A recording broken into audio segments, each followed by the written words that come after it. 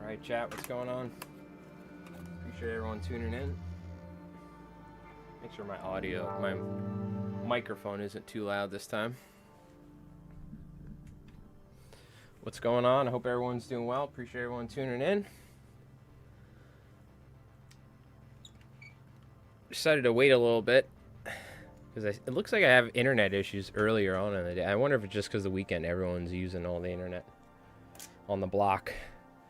But we're looking good. Hopefully, yesterday we had some internet issues, but we ended up playing a game of Konflikt with chat, and chat kicked my butt by turn 2, but it was a lot of fun. So that's looking like something that we're gonna be doing on Saturdays is we're gonna be playing games with chat on this 22-inch by 19-inch.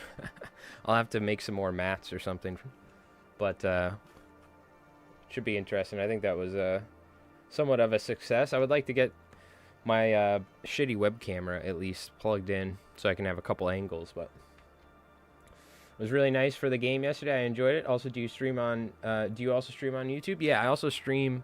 So what you're watching on Twitch is Li Fly's mic, and that is the channel that I stream on Friday nights. I've been streaming for about 10 years, or not 10 years, like 8 years on this channel on Twitch. And I have 2 YouTube channels. Li Fly's mic, which is fishing or fly tying related. So that's what I got, like 4.5 subs or 4.5k or whatever. So I've been making fly tying videos for years. But recently, in the past year or two, I've been doing like at least a video a week. And then recently we started a second YouTube channel, Mike Rolls Dice, which we do tabletop wargaming, primarily Konflikt 47. We're going to be doing bolt action, one-page rules. We've done some Trench Crusade. But, so I stream on there. But, so I don't, So, I don't have a second Twitch channel. I just have the one Twitch channel, but I have 2 YouTube channels. Alright. Anyways. Hey, old gamer dad. How's it going? And I also saw we got a sub on YouTube. Appreciate that, whoever that was. So, yeah, yesterday was a lot of fun. There's no link below. It's just it's Mike Rolls Dice here. I'll put a link in the what's it called, in the restream chat. Give me a sec. Yeah, I don't have a Nightbot command or anything set up or on the Twitch channel. My Twitch page is like living in time, essentially. Hold on. I'll link the channel. How about that? Because I think Twitch doesn't like it if I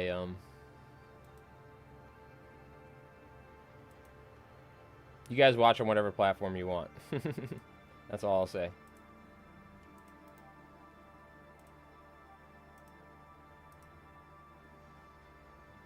There we go. That should work. Yeah, there we go. Cool. Okay. So with that being said, today, what are we doing today? Yeah, yesterday was a lot of fun. I think we'll also maybe try some other games. I think one-page rules, Grim Dark Future Firefight would be a lot of fun. Where, what do you call it? Like, it's only 3 or 4 miniatures, right? And the rules are very simple. So I think one-page rules could be a lot of fun, as well as, of course, Konflikt, too. I would like to maybe the next mat I'll make, I'll try and see if I can make it a little larger. So that way I can, we can, like, every inch matters on this board. The hero fight was epic. Oh, yeah, dude. Slammer Samuels is sick. I actually set something up for one-page rules where we're using Slammer Samuels and some Americans, and they have a version to where it's like a hero version of their skirmish game. So like we could have Slammer Samuels, a Paragon, and a Firefly, and they're fighting off waves of Tyranids. Like, you know, like 10 Termagants and like warriors come in, and then we could have Space Marines. So that could be cool. That's like a fun thing that we could do. It's not Conflict rules, but we could take the folks from Conflict and like you, Chak, can control Slammer Samuels and the other dudes, and I'll control the AI monsters, and I'll send waves of monsters at you guys. So what I'd really love to do is if there was skirmish rules for Conflict. I guess theoretically you could just have like Slammer Samuels versus 5 Volks Grenadiers, and I could send dudes in, but it'd be cool to have like we could maybe find a good balance of having like, you know, 1 Paragon, 1 Firefly, Slammer Samuels, and they're like fighting off zombies or something. But the way it works now, you can't really do that. So that's where using one-page rules would help. Make them? We could make them. We could theory craft it. I know Tiki is already working on some stuff himself, Tiki the Hut. So, but I mean, we certainly could. I don't know how that would work. I don't know if you'd have to change up profiles or something, you know. But that is something that we could do. We could spend a stream, and you guys could help me, because this is the sort of thing that, you know, I'm not only doing it for myself because it's fun, but I want to make sure you folks enjoy it. So I want your input on all this stuff. You know what I mean?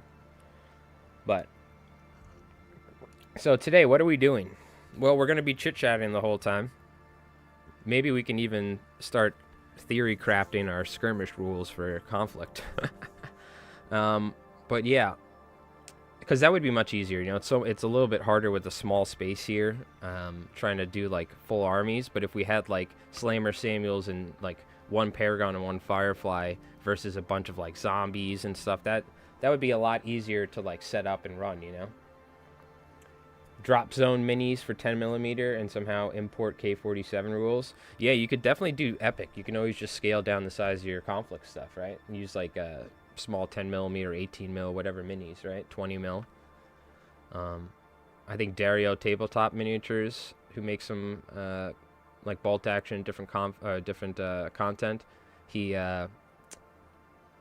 He's been doing like 20mm bolt action, it looks like. All right, what are we doing today, though, is the question. Well, there's a new game that we're going to be featuring on the channel, and this is my personal, I'm super excited for. I've been looking to get into this game forever. And the game is Turnip28. And it's essentially like a Jim Henson LSD-driven Napoleonic era root vegetable god war game. And the rules are fairly simple. It's based off of like Napoleonic era. So I have these, for instance, I have these French skirmisher models or something, black powder weapons. And the whole turnip thing is they have this like beak helmet. So actually I took all of these dudes. I did this off stream. I was going to do it on stream, but I just did this while watching a YouTube video. I just took green stuff and I molded essentially little beaks, and then took the little molding tool that I have and just kind of shaped them, you know what I mean? Because this is what the 3D printed heads look like from the official turnip stuff. So you see how they have that like beaky head? So mine are a little bit more exaggerated and wonky looking, but that's kind of the whole look of turnip. And you're looking at these guys saying, what the hell are these? Well, yeah, these are... Turnip is absolutely wild. We've looked at it before, but it's very much so based off of like just making your own miniatures or kit bashing your own miniatures and just having fun, essentially. It's very much so in the flavor of like bolt action or Conflict, but taking that like non-competitive level and just having fun war game like to the next level. You know what I mean? So if you've ever seen a Turnip28 battle report, everyone's like doing voices and they're like, you know, like it fits perfectly into the sort of stuff that we do on the channel. But if you've seen before here, we already made one army, which we have these, we're calling them roots or rootlings or whatever, but there's essentially the, what do you call it? Gonzo from the Muppet Show. It just got this sort of like whimsical flavor to it, this game. But these are all miniatures that we made from scratch. So these are all wire armatures that I made, just taking wire and twisting them together and then putting green stuff on them, and they just look like stick figures. They look like crap. So we were trying to figure out what to do on stream. So I was like, this is before on stream, but I put the guns on their heads and I put the heads in their hands.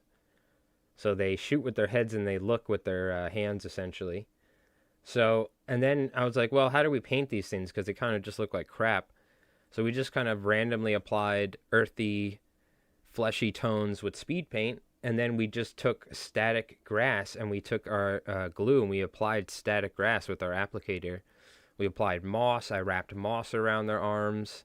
I put little grass tufts on their heads, which is a very... you're going to see a lot of grass tufts and like root vegetable things on miniatures in Turnip. And then these are like the creme de la creme. These are our mushroom riders. So it's a very simple game. To show you the size of the army, I have two more snobs, they're called, which are like the heroes downstairs. We're going to start off by painting those today. So I have the two leaders. I have the main leader, which this is our frog guy, another miniature I made from scratch completely out of green stuff and aluminum foil and crap. And so he's the main dude, so he gets 2 units. So for instance, these are 4-man units of skirmishers equipped with black powder weapons. So he's equipped with these, so he has these 2 follower units. And then we have 2 more heroes we're going to paint up today. And then they have they have 1 follower unit each, which is a cavalry and a cavalry. So that's the entire army. It's like 4 plus 3, 7 units in total, and a total of like under 20 miniatures. Now this is the second army I made. And this is the Carrot Kingdom, or the warriors, or the cavalry of Carrotania. So you have to come up with a backstory and lore as well. So when I found these, they had these little floofy things on their heads. So what does that look like? Well, to me, my first thought was they have carrots on their heads, root vegetables. So these guys, all they do is worship carrots, and they eat carrots. That's why they have little carrots on their heads, and all their skin is orange, all their hands and stuff, because they eat so much carrots. They're just turning orange at this point. They're turning into carrots. And I think the idea is if they don't eat enough carrots, they become carrots. So if they if another army comes and takes their supply of carrots away, people will start slowly turning into carrots and just grow into the earth. Or something. I don't know. You got to think of some fun stuff. And then we have our cavalry here, which so I have 2 units of 3 cavalry, and then instead of this having 4-man squads, these have 12-man squads. But these are like the bozos, the chaff units, and these are all equipped with black powder weapons. So the cool color scheme on these, I was like, what do I do for carrots? So I went with orange for all the tassels and all the decorations. The hands, I went for yellow for their shirts, and then I went for that kind of carrot top green, the grassy color for their jackets, and desolation brown. So it came out looking pretty good. I'm happy with this paint job, and this is all speed paint. God bless speed paints, I tell you what. But yeah, so that's what we got going on. It's very simple. I built these 2 armies thinking that Rev wasn't going to have time or energy to make a Turnip army, so this way, I could be like, there's no reason you can't say no to playing Turnip when I have 2 armies pre-made. But I think he actually he's in the process of painting a Turnip army right now, or making one. I think he got a bunch of random miniatures from Warlord Games. He got like a mystery box or something with a bunch of random crap, and I think it had like black powder looking dudes, or maybe like Hail Caesar dudes, because it's not just, you can have dudes in like medieval armor fighting as well. In fact, we got to take a look at like you really got to take a look at like the actual game and the artwork, just to really get the pure like inspiration. It's just so, as like a miniature painter or like somebody who makes battle reports, this has just got me like firing on all cylinders. I just haven't had the time to do it. Now we've gotten pretty much all of our conflict miniature stuff done for the time, and we have like every army. So now we can work on some other games in the meanwhile, and now we can just film conflict battle reports. But Turnip here, it's a very interesting game. Will this take me? No, right. These are chapters.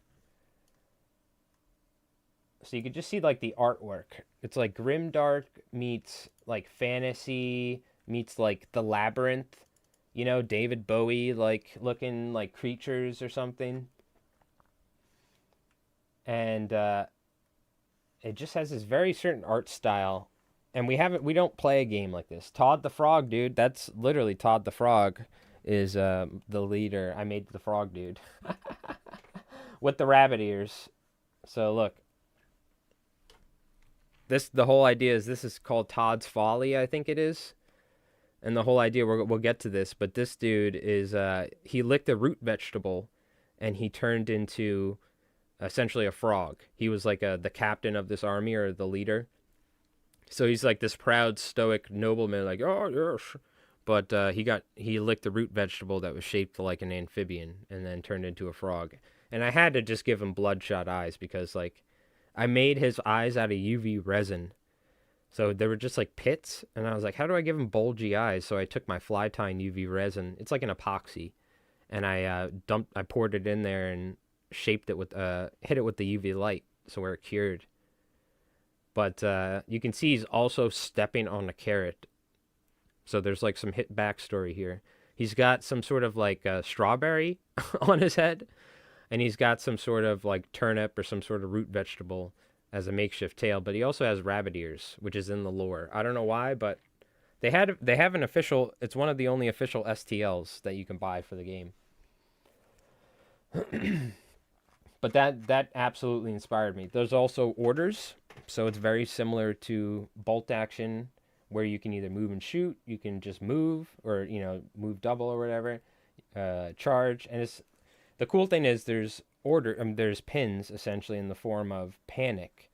So if you blunder, it's not like you just fail and you can't do anything. It's you still get to activate and do the thing you were trying to do, but with a disadvantage. That seems really cool. Because it sucks when you fail your order test in bolt action or conflict and you just can't activate them. Or they just go down, you know? There's like panic where they run off the board, and if they run, like the other unit that was fighting them chases them and like guns them down. Like, give them no mercy!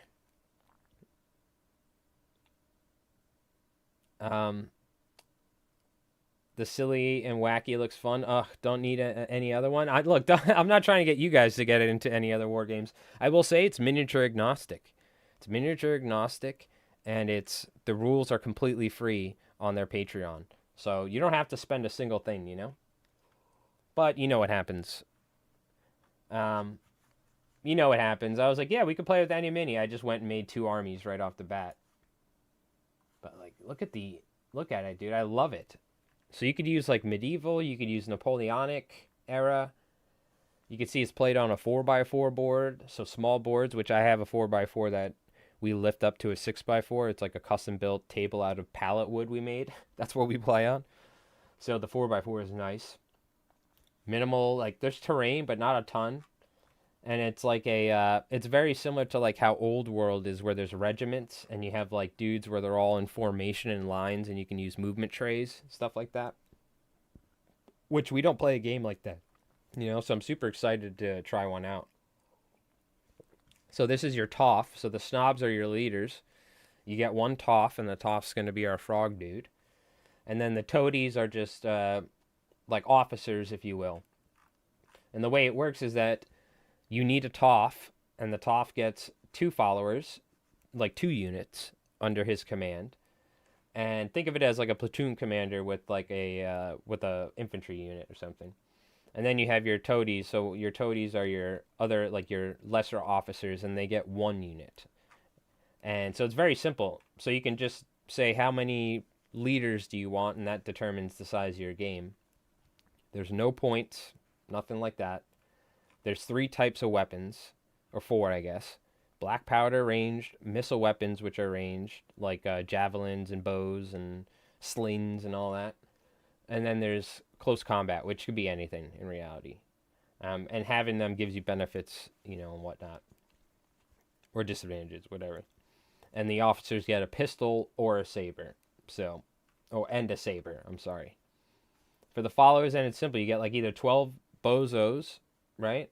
You can get 6 big boys, or you can get 4 of these like skirmishers that can move and shoot, and like they're hard to hit.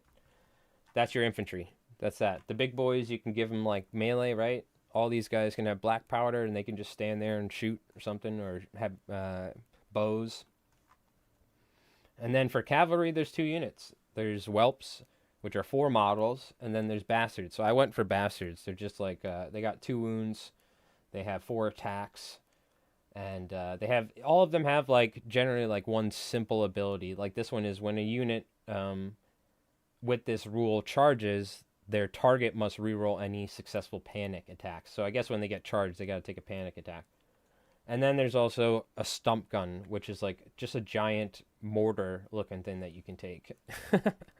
So it's very simple, and you can just play it as is, or then there's cults, which are like factions. So the cult that caught my eye was this one. Todd's Folly. Todd was once a dashing cavalry officer. After a heavy night's carousing, decided to lick an amphibian-shaped radish for a bet. He became increasingly toad-shaped over the course of about a week, and now a lumpy toad mutant acts as a sword for hire to those regiments, yet ignorant of his illustrious career. For the Yardaguard! Oh, yeah. Oh, thank you, my friend. Rev coming in. It's me, Rev, the famous Rev on the channel here, with the re-up on the membership. Thank you, my dude. And a message for the Yardaguard. I believe that's the name of his army. I have no idea what they look like. He hasn't. We don't know. It's going to be a complete mystery. So I'm curious to see. Now, so you get so for each certain cults, you get a special unit. So we get Todd, who will act as like the leader of the army. I think he replaces a Toft or a Toff. And what do you call it? He's like, he does certain things where he's like, they can never blunder, right? He's like acts as your leader. He's your special unit for this detachment or army. But the cool thing is, this is the coolest thing, and this I think sums up Turnip28. And this is what, if you want to describe to somebody like the wackiest thing you can do in this game, or one of the wackiest things, it's this right here. This is like the army rule for them. Whenever winners and losers are declared at the end of melee bouts and shooting engagements, winners and losers are swapped. So like that means that if you lose the melee, that means you win the melee. So if your unit was declared the winner, they are now the loser. The opponent is now the winner. If your unit was declared the loser, they are now the winner, and the opponent is now the loser. If neither unit was declared the winner, there is no change, and the melee continues. But there is a rule called no funny business. This does not endlessly repeat on itself, nor does it take effect if one unit is completely destroyed. So you can't just infinitely like that. You got to stop at some point, you know. Which I love. I absolutely love that. And then there's also, you need minders. I guess the toadies belonging to him, they need to like, they need to keep him in check because he's too boisterous. So he might want to try and like go off on his own and like lead the charge. But yeah, so this like, this sold me on the game right here. But Mini Mundus, what's going on? I have the Kickstarter minis. My army will be made out of knights. Ah, very cool. Yeah, you can actually, I think we can look real quick. Hold on. They have my... Oh, wait. Wrong thing. I got to go on here. Hold on. We'll check their Patreon out in case you guys are wondering. It's this right here. Max Fitzgerald Patreon. What do you call it? They have extra rules, which they have all this stuff. I should probably support it at some point if we're going to start playing this. But they have the Turnip28 rules as well that you can find.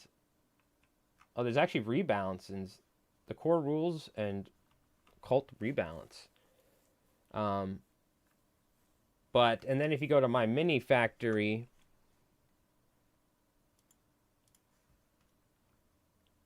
my lord, what are you doing?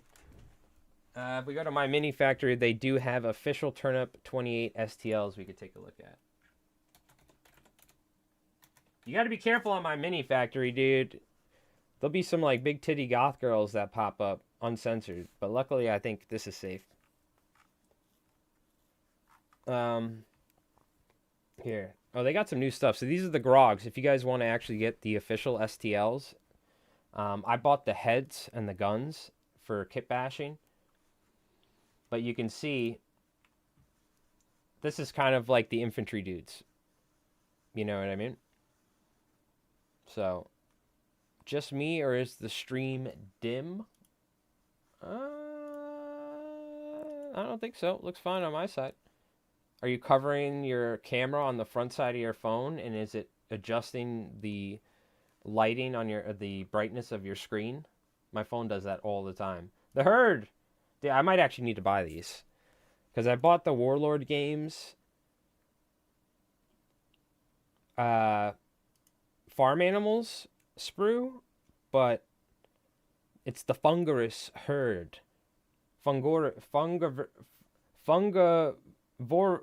Fungavorious herd or something. Wow, this is painted beautifully, by the way. Those look great. I think I gotta get these. $20, a little pricey, but I mean, they don't. Everything's free with the game, so it's like how you're supporting it. But here we go, Todd. Here's the Todd miniature, which looks way better than mine, but I'm happy I made one myself. Jenny Bratz, you got to be careful. The internet's a dangerous place, all right? My mini factory, I have to be very careful. Oh, these look like new miniatures. They have the snail knights. There's a whole army where you have dudes on snails, but they don't move except for, like, I think once per game. Otherwise, they have no movement speed or something. Look at this dude. It's like a fish with boots. The Fishmongers Guild. Oh, wow. They've added some cool new miniatures, man. All right. So cool. We have tons of endless possibilities. We're going to have to 3D print some armies as well, because they look a lot better than my homemade stuff. Scudlers. Here's a mortar gun. Firing boys. Charging boys. What the hell is this? A screech worm. Oh, that's pretty cool. Oh, so like, I guess this could be used as one of your big effigy things or something. There might be extra rules I don't have. I might need to go to the Patreon or something and check it out. Oh, they got some free minis. What's this? Oh, you get some arms. Oh, that's nice. Oh, I actually should download this then. Because I bought their heads and muskets thing, which I guess they don't even have anymore. I bought something from them, but it just had muskets, so I had to make arms. No emus, though. You can make emus. A dragon. Oh, it's an extra cult. Okay, yeah, the homemade stuff have charm. Yeah. You're fully devoted to Konflikt right now, Gabriel, but Turnip is definitely your next hobby project. Hell yeah, dude. One thing I wanted to look at, what was I going to... Oh my god, look at this. I just can't help it, though. I love looking. Look. Whoa! Look at these little dudes.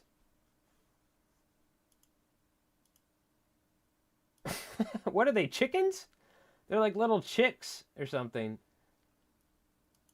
Whoa. Damn, that stuff's cool. Alright. I wanted to look at the rules. These are the free rules. Oh, we already have it up. The cults. Here's the Fungarous herd, for instance. So the cool thing is I could just get some pigs and add it to something, but it is nice to have like a themed army. The Brothers of Greed looks very good, by the way. I don't know if, what do you call it? I don't know if, hold on. I don't know if links work in YouTube chats. Unfortunately, Mini.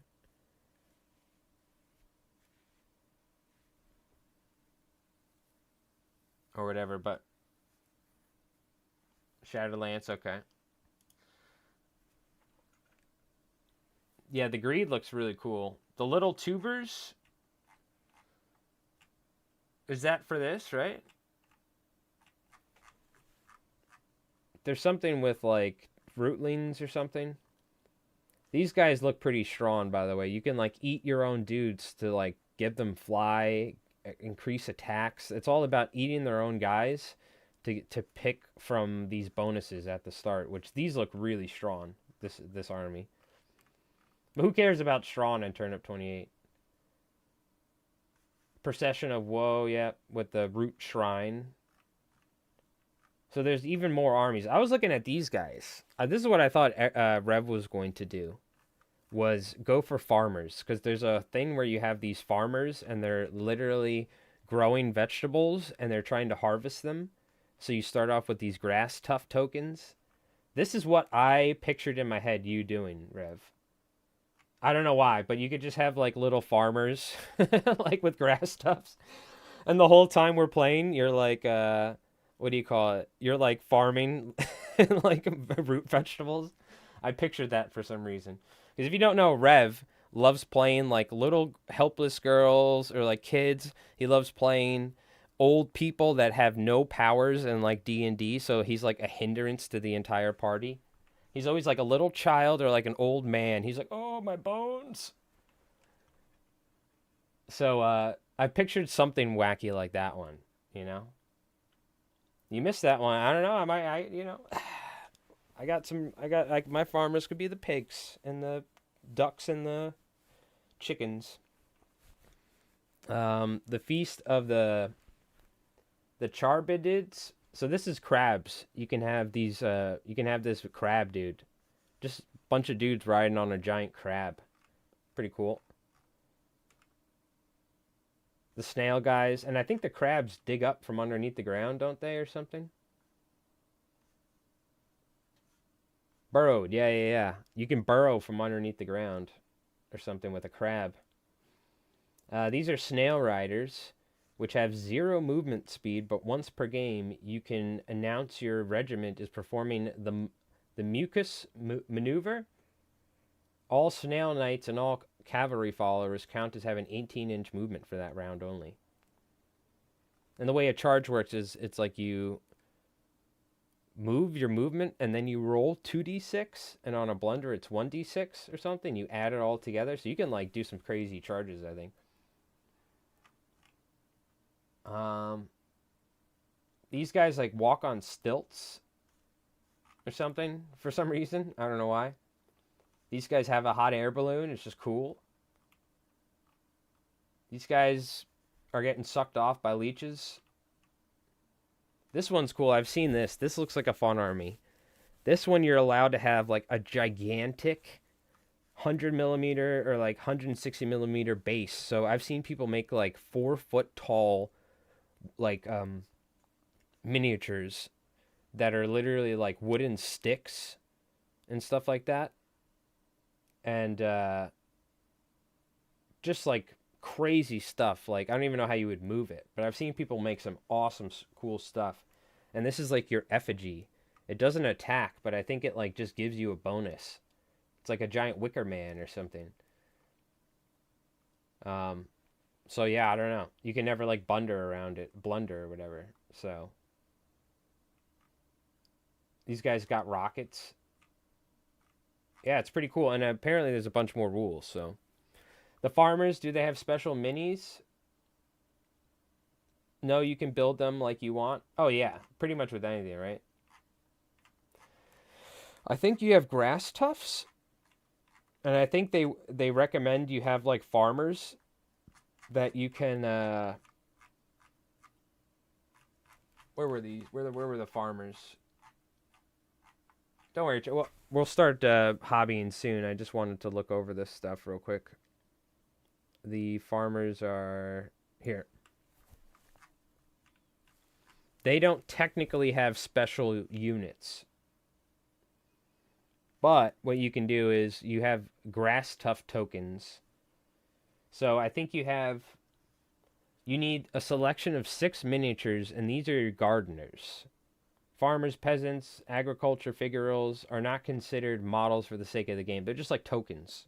So you have 6 farmer tokens. So you do need like farmer miniatures. And then you need at least 20 tufts. So they're like little grass tufts on a 20 mil base. And then you put your gardeners around, and you have like plots. And I think the plots are either near terrain or something, or you're creating. You may place one additional piece of dangerous terrain on the board once away from all other terrain. Yeah, so there's like some units have, or some factions have custom terrain and stuff. But I think what you do is you have different farm plots, and then you start growing your vegetables. Start of every round, excluding the first, before placing gardeners, double the number of tough tokens on every plot. And then what you do is, anytime you order a unit, you may spend a tough token to empower your regiment. You may stack these powers many times as you can afford so. Each power requires a number of tough tokens as its cost. To pay its cost, remove tokens from any of your plots in combination. So you're farming your grass tufts. 1, you can give a unit 2 additional shooting or melee attacks until end of turn. 2 tufts, you can decrease the inaccuracy of them by 1 so they can hit 1 better. And 6, you may give a single friendly unit an additional order even if it's already been given, so you can double go with them. So, and if the enemy gets to your vegetables, they just smash it. Remove the gardener. So like the enemies will just run through your vegetable field and stomp on all your vegetables. Yeah! Destroy the carrots. Honestly, like you could just do this with any army, right? Of course. Like I haven't picked a detachment for these guys, for the carrot boys. That could totally work. Procession of Woe, like giving them like a big I was thinking possibly that, and like giving them a big carriage full of carrots or something that they can worship, or a giant carrot. So, anyways, those are the ideas. We've pretty much caught up on all of our Konflikt 47 hobby stuff for the meanwhile. So we're pretty much got all this free time until we start, we get the Festoon Europa stuff, and we have to build and paint some stuff or whatever. We're pretty much just doing terrain and getting other war games ready because we want to feature some other games on the channel. I really do want to film some one-page rules soon, so that's going to be a big thing. Okay, so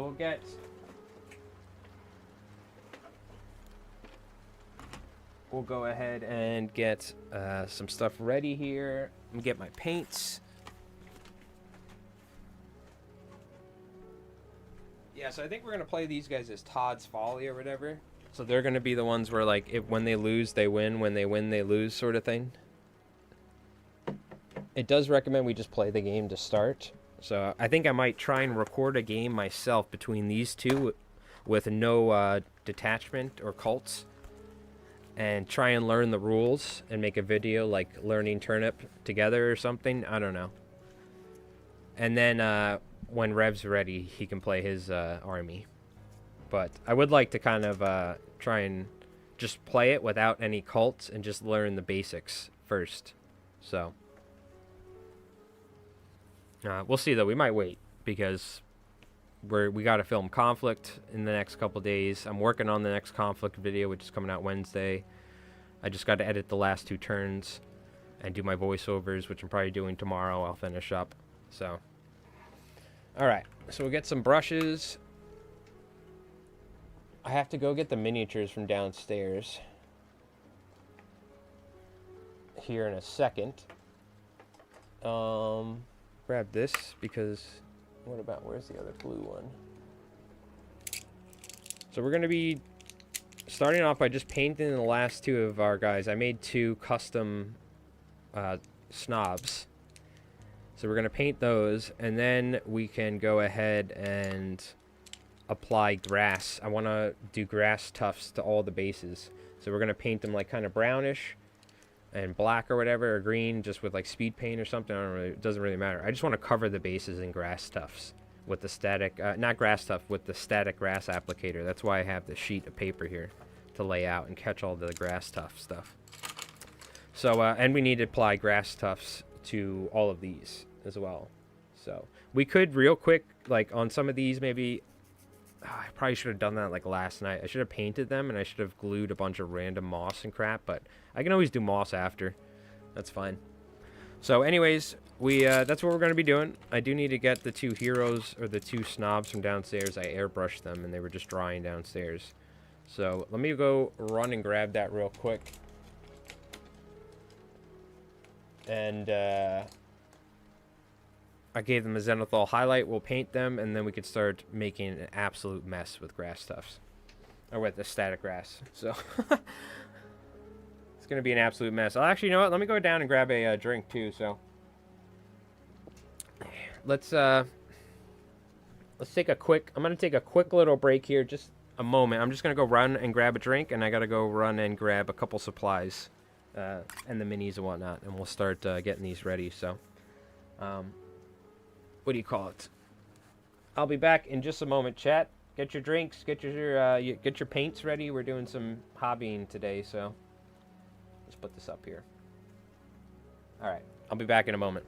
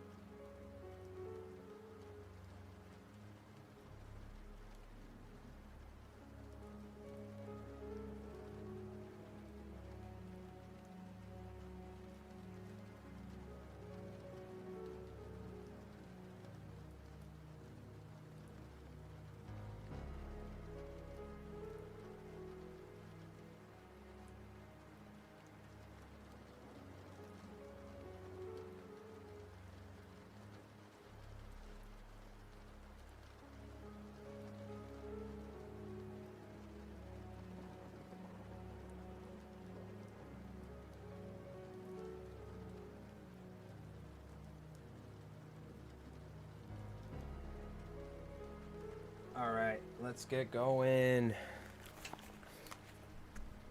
Let's do it.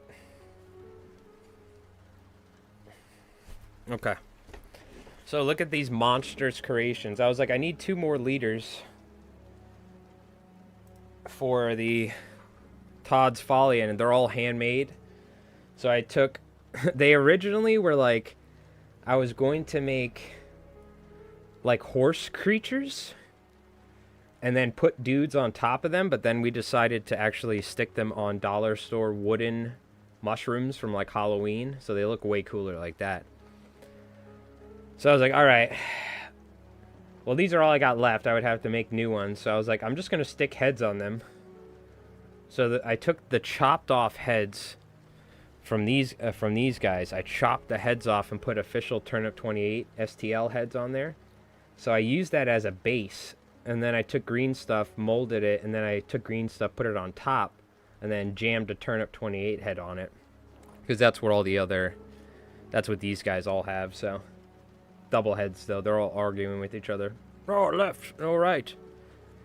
And then the army is mushroom related, so I took green stuff, and I just made simple mushrooms out of green stuff, and just jammed them on there. These are leftover parts from the Age of Sigmar Urks kits or whatever, the like orcs. And this is an official STL from Turnip, the musket or the blunderbuss. And I took it and I just wrapped it to one of the orc arms. And this is, excuse me, a little orc horn, you know. So these are like the leaders, right? They stand out and they look different. For this army, like I said, I took the heads and I cut them off. So I put the official STLs, and then I glued the carrots back on. And then I took 3 guns and I wrapped them together. So it's a musket or a black powder rifle with 2 blunderbuss attached to it. So it's like a mega. So these are the leaders. I just went super lazy. I was like, I could find like cool officers STLs and print those, but I'd have to buy them and stuff. And I was like, screw this. I'm just gonna like, I'll cut the heads, give them 3 guns. That's the leader, easy. You know what I mean? So the first thing we're gonna do is we got to paint these real quick with speed paints. Super simple. We just took a bunch of random earthy colors, covered them up. We're gonna paint the mushrooms white base, red heads with the white dots. I made little dimples on them. And then we'll paint the heads black, this black, yada, yada, yada.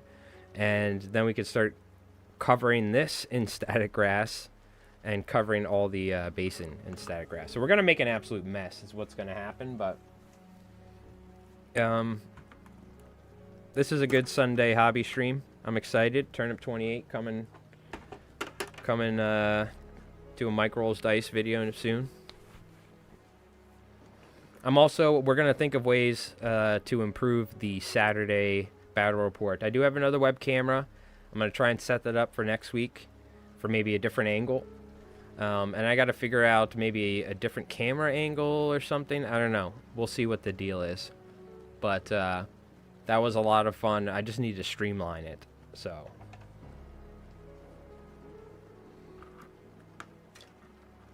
Turnip for what? Turnip for Turnip28, baby.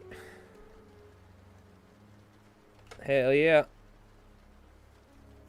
Gonna throw some random colors of speed paint on here. Kit bash your way to victory, exactly. When in doubt, just what I found is the more little stuff you put on a little dude, the more details you have. So whether it's terrain or like miniatures, like little trinkets and crap, if you're making your own miniatures, just glue on pre-made stuff from other kits. That's a good starter, because I'm not a professional sculptor or anything like that, obviously. I'm just going to use some random... I think these guys might be a little darker in color, but I do want that pallid bone. So that pallid bone worked nice. Know what I mean, dog? What's going on, RK? How's it going? Men, let us march out to the farm fields. Exactly. That was actually pretty good. That was pretty good. See, that's, you know, I wish I had the skills of writing good dad jokes like that for the battle reports. I might have you guys come up with some for me. for me to jot down before we film, or before I do narration.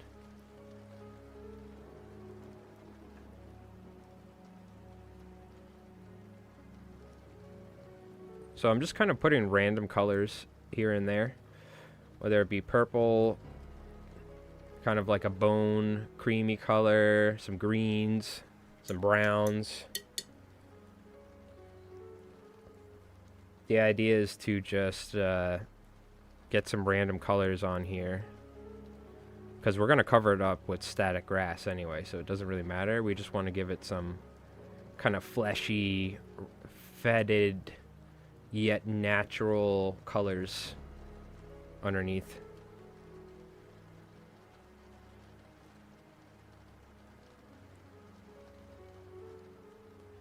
Just to kind of make it look like a mix between like man and root.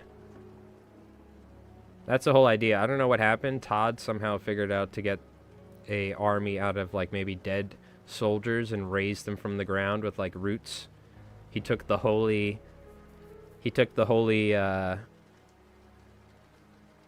rutabaga or whatever, and he shoved it into the earth and raised an army. After they kicked him out of the different regiment for turning it into a frog. So out of pure spite, he raised an army with the power of a holy root. I don't know. Something like that.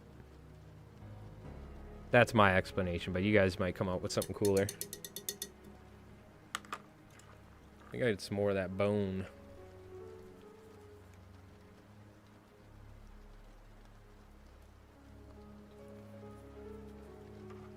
Yeah, like Last of Us almost.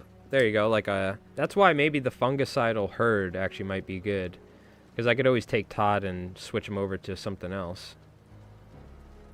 Or he could just be Todd. He could just be a Todd. That I can't help but think of Mom and Dad Save the Universe whenever I say Todd. Todd. Oh, that's the other thing I wanted to do. I want to paint the faces of the little mushroom creatures in the sewers from that movie onto the mushroom guys. We went over that, remember? I still haven't done that. That's going to be the final touches, I guess. I should have like 3D, I should have like modeled the faces, but I didn't think about it till we were like painting them up and gluing shit all over it. So, what you gonna do? Yeah, it works. It's all gonna get covered up with what do you call it? Flocking anyway, or whatever.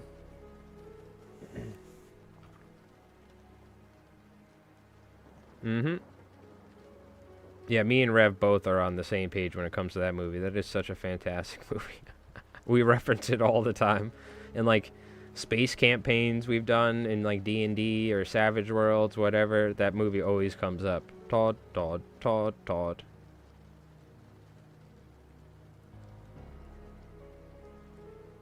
If you don't know what I'm talking about, check it out. Mom and Dad Save the Universe. It's so stupid, but it's so good. The Planetomancer.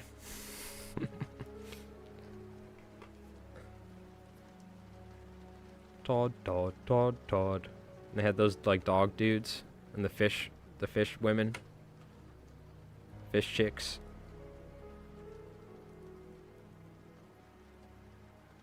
And the like all the humans that lived outside of the city were just absolute morons. And well, everyone was just stupid. What am I talking about? The entire planet was full of morons. Because they had the grenade where they just kept picking it up. I shouldn't spoil it, so I won't say too much. In case you haven't seen it, you have to find it. I don't know if it's free. I don't think it's free anywhere.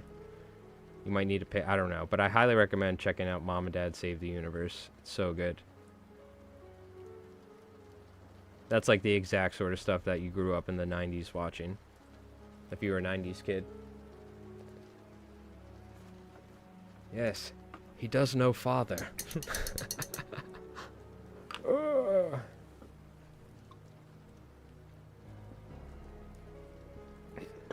They were like the bird dudes. I forgot they were all dressed up as birds. Only the finest tubermensch you can produce. Yes, exactly. See, now we're in the Turnip28 spirit. Or the Turnip28 mindset. So I think I took some white paint. You know, there's going to be... You can't even see. We're just going to use some pallid bone for the base of the mushrooms, and then we'll do the red for the tops of the Amaritus. Somebody called that out last time. They put the scientific name of these mushrooms in here. Amaritus something something. So on a side note, I have a Ambernick handheld device which plays up to like Dreamcast.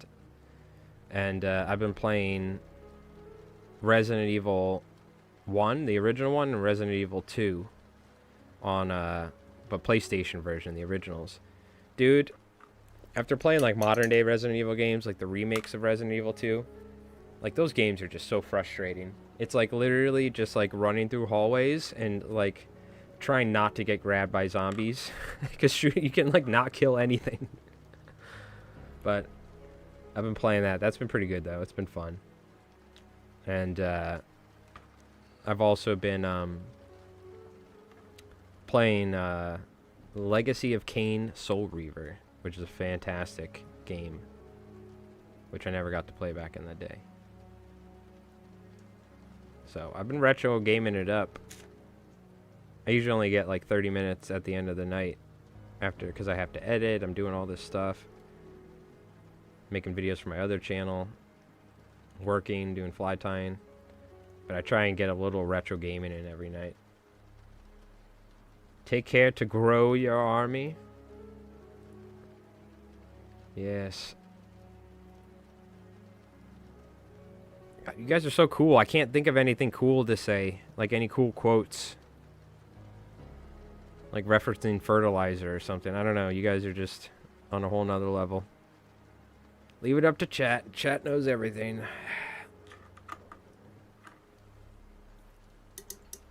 Red Alert 1. Is that like an RTS or something? Or I don't think I've ever even played Red Alert. I'm assuming it sounds like something to do with Cold War era Soviet warfare. Yo, what's going on, Sean? How's it going? How you doing? We're gonna get some big red. Get some big red, cuz. We'll do the mushroom tops. Mushroom tops. La la la la la.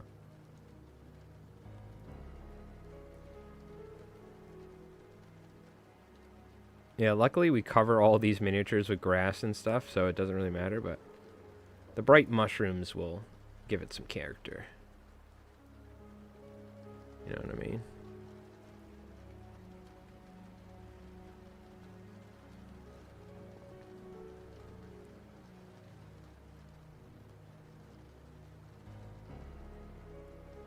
Yeah, it's funny, when I had a original PlayStation when I was a kid, I like mostly played demo discs.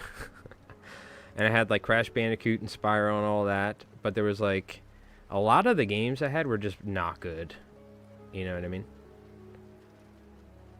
Like I had that game with the Gorgonites and the army dudes. Like I'm sure if I saw the gameplay now, it would just be like horrendous. But when I was a kid, I was like, whoa, this game's sick. I remember I had a game where it was like it was like Transformers, but it was the animals version of Transformers, and there was the cheetah, and there was the gorilla. Do you guys know what I'm talking about? And there was I had a PlayStation version of that game, and it like I remember like being an Applehead kid not being able to figure out how to advance out of the first level out of that game. I kind of want to actually get that game again for PlayStation for my handheld device, and then freaking just beat it out of pure aggression. Yeah, and I think it was Toy Soldiers was the name of the Gorgonites and the other one. Yeah, Beast Wars. Yeah, Beast Wars. And it was a TV show. It was a TV show. It was a sick show, too. Oh, it was Small Soldiers. It was Small Soldiers then. Okay. Yeah, that was the Gorgonites one. I had that game. I had the freaking Beast Wars game. I had all, like, the Applehead games for PlayStation. None of the cool ones. Although Spyro and Crash, I mean, you can't go wrong. Those were S tier PS1 games. Yeah, check out the Beast Wars game on PlayStation 1. It's probably so crap. I remember being like, whoa, but I just literally could not beat it or figure it out or anything. I'm like, this is so... There was like Velociraptors. I'm 100% playing that game tonight. It'll probably be more fun than freaking Resident Evil, of me trying to figure out the labyrinth and maze that is Resident Evil 1 for the first time without looking up anything. I have no idea what's going on in that game. Resident Evil 2, I just kept dying. I couldn't get past this one part.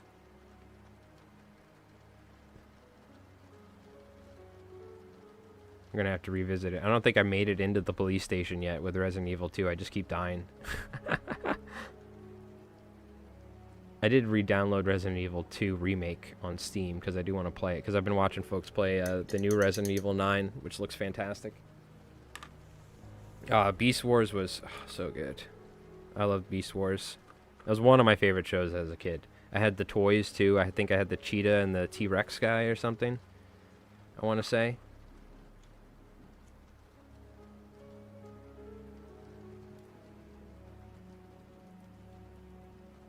I'm just going to paint the heads real quick. Paint the helmets.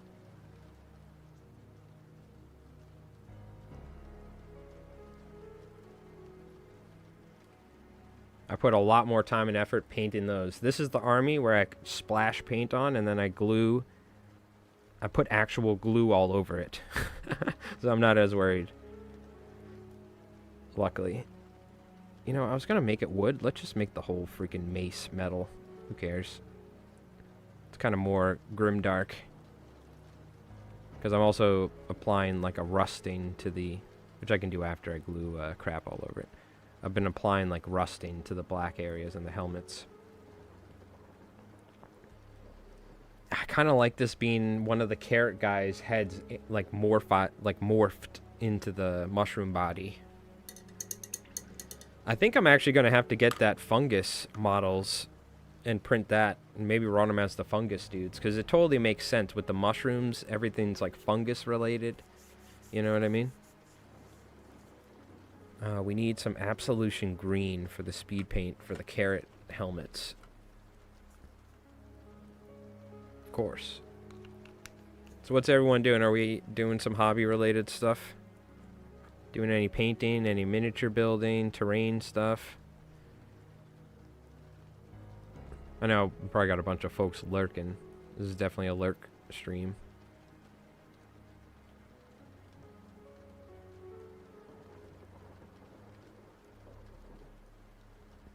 There we go, just hit this with some green. I remember it being great, but I watched it recently. Don't make my mistake. That's the thing. Some of these things are better just left like that. Some stuff you can go back and watch. Like, I bet you can go back and watch, like, maybe like Hey Arnold or Doug, if you really wanted to. But some of these shows are better just left as a memory. You know what I mean? For sure. Because I've gone back and played some games that I remember being sicko mode as a kid. And then playing them now, and I'm like, this is, like, almost unplayable. I don't know how, as a kid, I thought this was even fun. Prime before work. Very nice.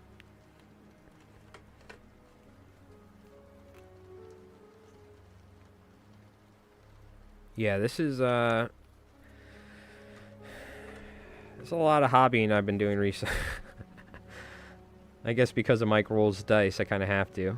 But, this is probably some of the most hobbying I've done in a while. Probably since until we first got into doing all this, and I was, like, super hyped up on it. Now I'm just comfortably like, alright, cool. Do some miniature painting, do some building. Back then, though, I was like, I gotta do this, I gotta do this. Luckily, right now, I've, like, managed to catch up on most of the stuff, and we're just working our way through different projects that we have. Yeah. Finishing up my Puma X. Ooh, very nice. A VE Beetle and the UFO. Hell yeah. Built the kill team Morocco terrain with my son this weekend. Washing, waiting for it to dry. The so Rev, I need to we need to get it and make it get it printed. I'll give you the $7 or whatever. I'll send you the file. But Sean or Squig Herder has the which you've probably seen in the Discord, the Konflikt one. He's got like this. There's this. He found this STL that holds like a freaking magic ball or something, like a static glowing ball. And we print it, and then we just get one of those things off Amazon because you're already obsessed with sticking lights everywhere, which I love. And this is like the ultimate table piece, centerpiece. So he's absolutely right. We got to get that going. So we'll get that figured out soon. We got a little backlog of stuff to print right now that we're working on. I got to do some 3D printing myself here. I wouldn't mind looking for some static terrain I can print on my STL printer with like nice detail to help take some of the workload off of Rev. He's been printing like a madman.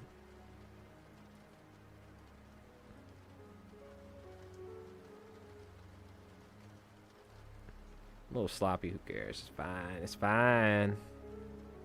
Oop, I keep dipping my brush into the speed paint and not the actual paint. The curse of the speed paint.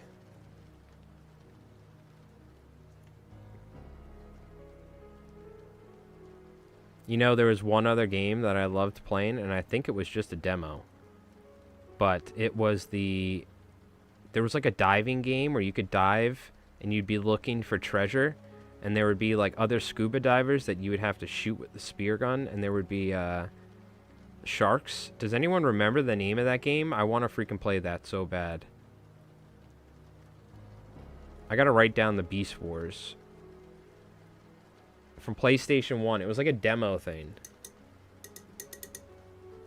Yeah, it holds the freaking Tesla orb or whatever. Like the thing that the guy from, what's the name of that band? Henge, the guy wears on his head. The wizard dude that I showed you.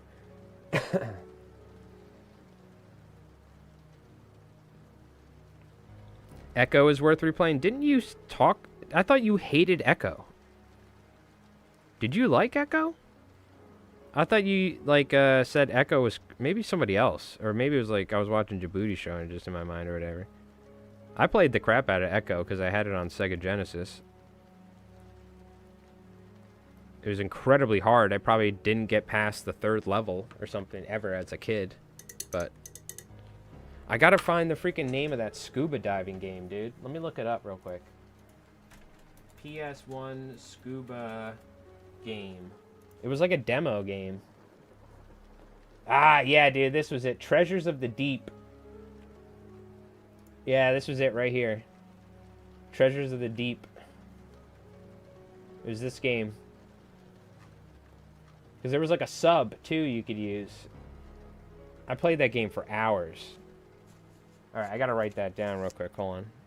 Treasures of the Deep.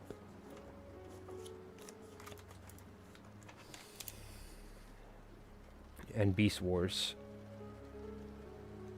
If you guys got any other good PS1 games, you let me know.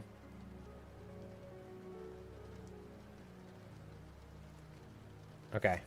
Sorry, I had to write that down because I'm 100% playing that game. All these games that I played for so many hours as a kid that I could never beat, I'm determined to go back and just beat them. Out of pure spite as an adult. You will not beat me. I will beat you. Okay, we gotta apply some dark wood to the like handles and stuff. Ape Escape, I haven't gotten Ape Escape yet, and it's highly, highly recommended by literally everybody on the internet. So I guess I should probably get on that.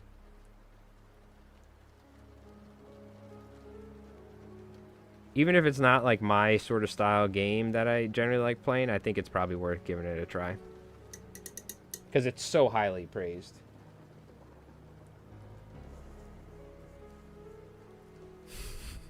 You like Rev's work? He does some good stuff. He's a hot shot nowadays. They're going to be having him on Warlord magazine, you know, on the front cover one day. With some fancy Rev artwork, miniature painting. By the way, I put a little leather sack. It looks like his ball bag. I don't know why. I didn't end up for that to happen. It just ended up happening, so. But I will acknowledge it does look like a ball sack. Even though I refute trying that on purpose. It just happened.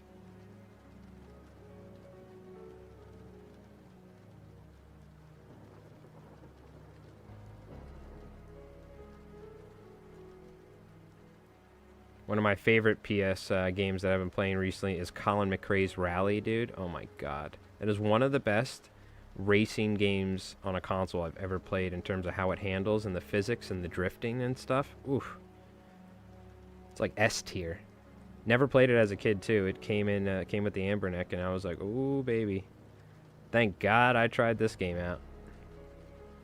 So good.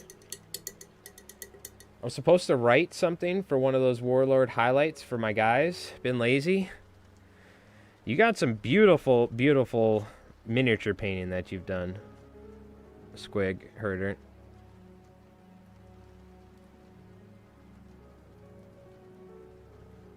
I don't know how. Maybe one day we'll do a video where we could like show off cool stuff from folks from the community or something. We can have you guys like submit stuff just to show off how cool Konflikt is, so people can see other folks' armies and stuff. Need some more brown. Where's the brown at?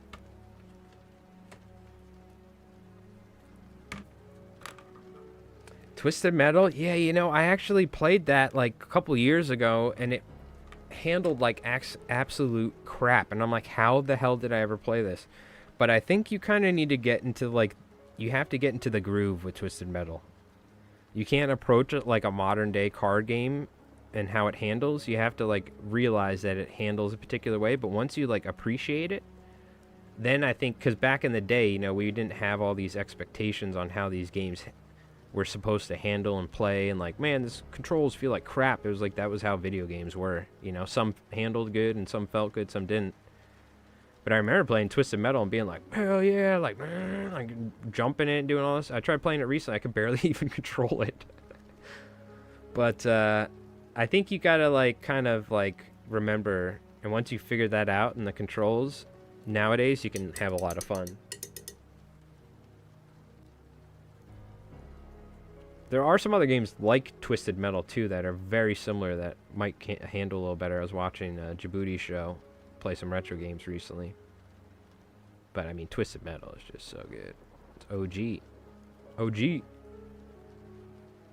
cuz.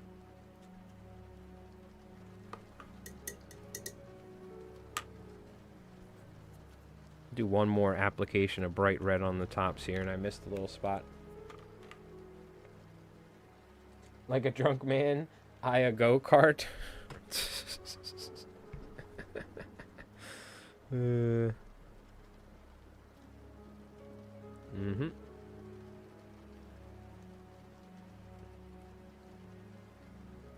Oh, wait, there's another game. Do you guys remember there was like the racing game where it was... I used to play this on the computer, on like Windows 95 or 8.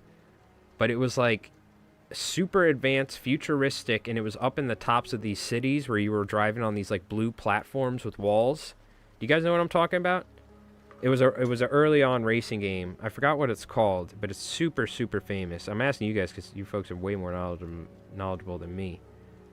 Oh God, I just don't remember the name at all. I wanted to freaking get that and play that as well. You could like drive on the walls and on the... You could like do like revolutions around like the parts of the track where it had the circles on top, you know, where it like was enclosed. Damn, dude, like, what the hell was the name of that game? PS1 racing games.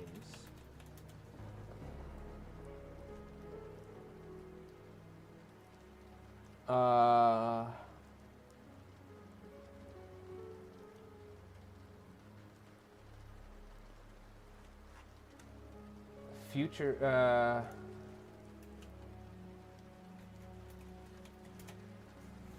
future racing games? Futuristic racing games? I don't know. I'm gonna have to find it, dude. It was like, it also had like a... Oh, this might... Is this it?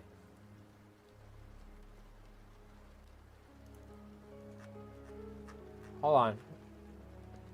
Was it Wipeout? This actually might have been it. Oh, F-Zero. It might be F-Zero as well. Honestly, it might be F-Zero. But I feel like this literally might have been it.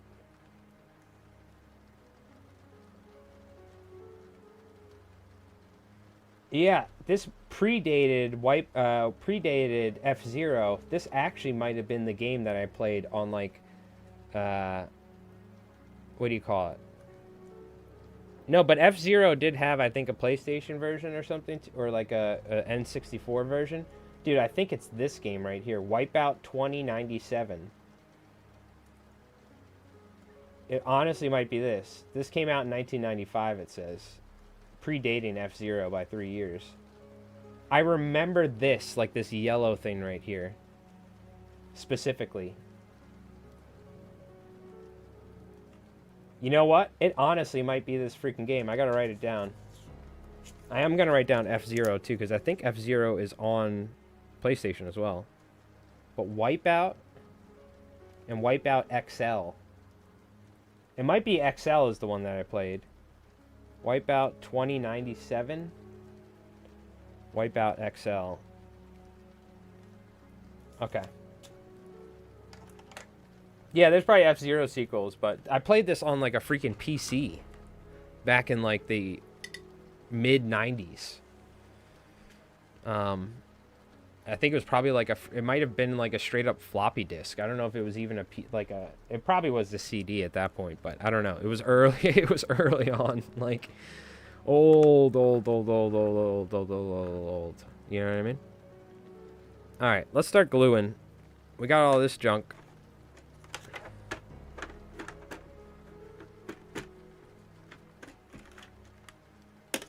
We're gonna do this real quick. Watch this. I was ready ahead of time. Let's see if I can do this without dropping anything. Can I do this? Look at that. Professional. Ready to go. Professional streamer.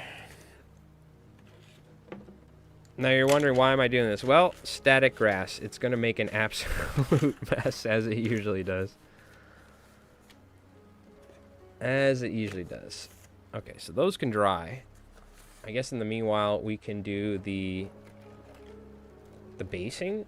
Oh, we got to color the basing on this before we do anything, actually. It's a good thing I remembered. Because I don't want to just have static grass. We got to throw like a little brown and stuff on there. Give it some color, you know? Do that real quick.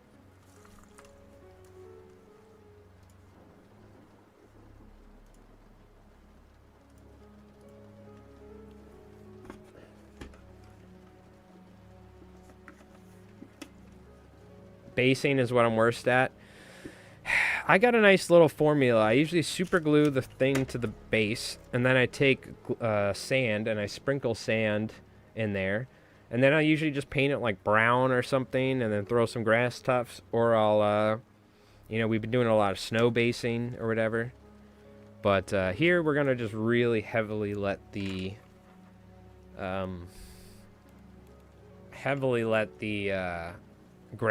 static grass stuff and just some random moss and like grass tufts do all the work. Let me get some crappy paint. We don't need a very good paint. It's the dollar store brown paint, which is, you can kind of barely call it a paint at times, but this one isn't bad, this brown. Oh, Jet Moto was good. That was like, there was also the roller skate game, right? But that was like I think a game, a Dreamcast or something, or something. All right.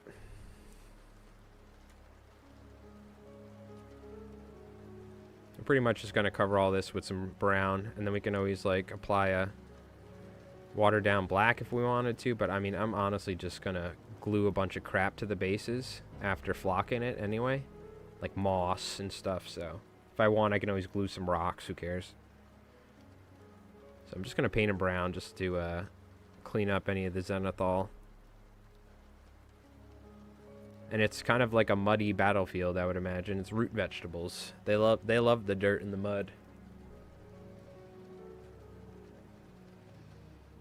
On the stream showing off armies, you could call it Armies on Parade. That is very true. We could actually just do a stream out of it, and then I could make a highlight for a YouTube video or something.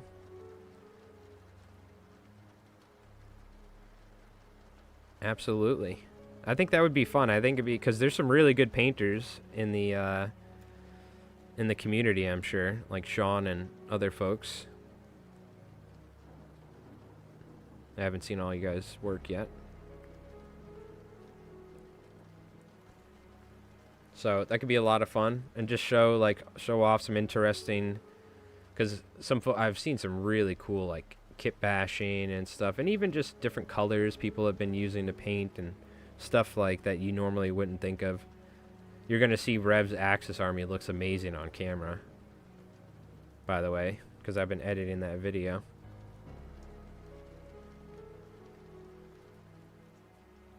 Not as cool as Little Peacock, but it's kind of impossible to be as cool as Little Peacock. So yeah, Saturdays are play games with chat. We're going to be playing war games with chat, and we could always mix it up. Doesn't have to just be Conflict. We could also do like freaking bolt action scenarios where you guys got to break out a prisoner of war or something from the Germans or something, or we could play one-page rules. We could play Turnip. There's other war games that we want to look into trying out as well. Sundays will be hobby streaming. But Sundays maybe as well we could do something like where we show off armies or something, or maybe we'll do something during the week at some point. But I do have another YouTube channel that I also stream and got to make videos for, and I have a lot of fly time that I need to start doing now as the fishing season starts so I can make some money. So Saturday and Sunday is like kind of enough, because I still am like, oh dude, I still got to edit the video for Wednesday. I got a lot going on. So I think Saturday, Sunday is good for now. But so maybe we could do it on like a Sunday. We could look at some folks' armies or something.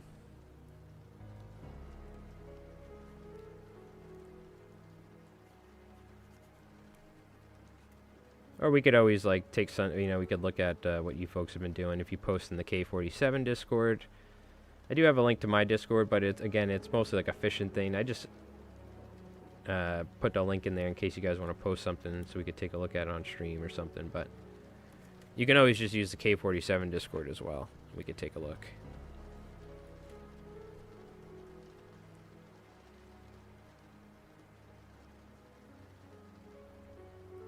I actually got to start, like, I have so many Discords that I've joined over the years for random stuff and games that I don't play anymore, like video games and all this, that I got to clean up my Discords. So who knows? Maybe in the future we'll make a Mike Rolls Dice Discord, but I also, having 2 Discords sounds like a lot. So we'll see. It would be cool just to be like, we could just promote the K47 Discord so that flourishes, because that's a wealth of information and resources. I'm happy that I joined. It's been cool checking out what everyone's been working on.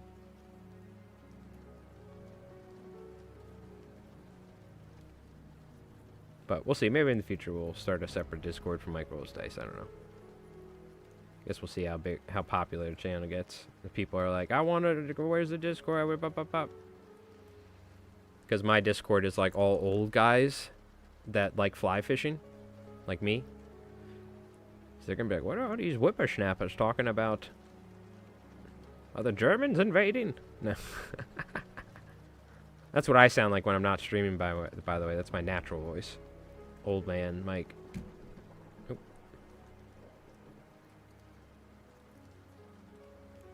Yeah, tell them. We do mostly saltwater fishing out here in New York. We're in Long Island. We're kind of in like one of the best spots for saltwater fishing for striped bass. And in the past, we've gone out, we've caught sharks on the fly. We fish for these little tuna that come inshore every fall called false albacore. And then there's bonito, which you've probably heard of bonito. That's a fish more related to a tuna. I thought that was me talking for a minute. Yeah.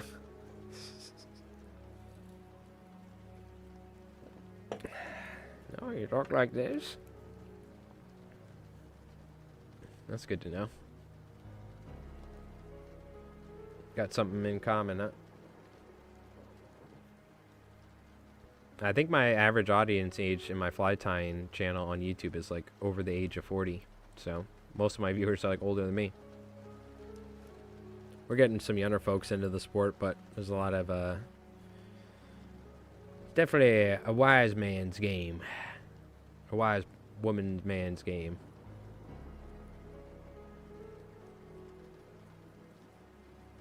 And somehow they were still somewhat receptive to Little Peacock, so I'm happy that you folks are. But, you know, you guys are weird like me, right? So. You're playing Weird War 2 games. You gotta be all weird. That's my peer group. You should start fly fishing. Well, luckily you don't need to fly fish. You already have an old man's hobby. Miniature wargaming. Probably don't got to worry about dating or anything, because this is probably one of the most unattractive things. Like, all the hobbies that I have are, like, completely unattractive to the modern day woman, by the way. It's like fishing. Women hate seeing fishing profile pics and dating apps. Card games like Magic and D&D and stuff. Miniature wargaming, playing with little toy figurines. And, what do you call it? Hookah lounge, you know, the greenery, the guitar and all that, the music stuff. It's not like I'm in a band, you know. It's like I pretty much have like a anti-woman repellent on me nowadays with everything I do, which is perfect.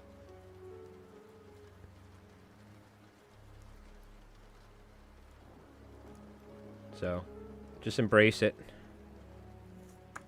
Just got to get an AI girlfriend.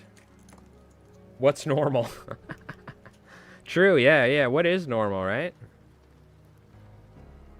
Thank God they stopped giving me those AI girlfriend ads on YouTube. I was getting them like crazy, bro. I'm like, we're living in freaking dystopian. I've talked about it. I will say it again. I hate AI. I absolutely hate it.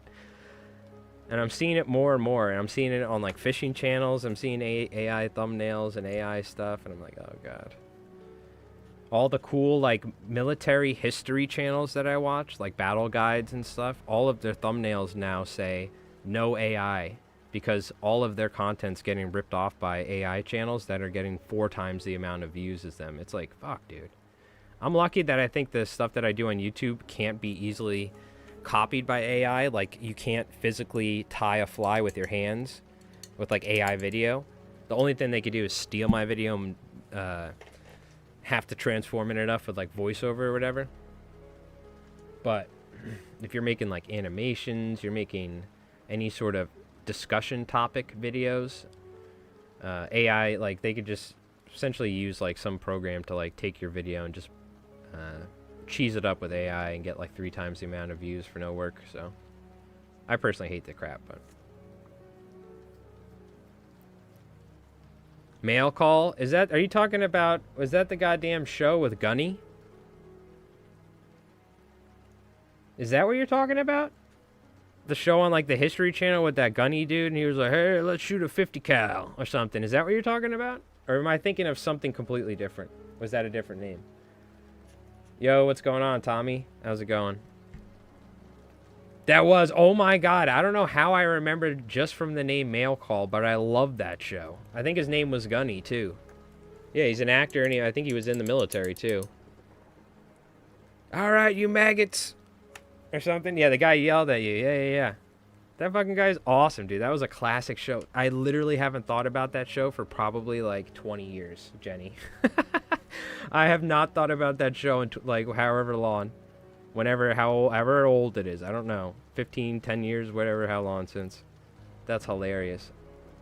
You just like awoken a memory in my mind. Yeah, the old guy from Saving Silverman, exactly.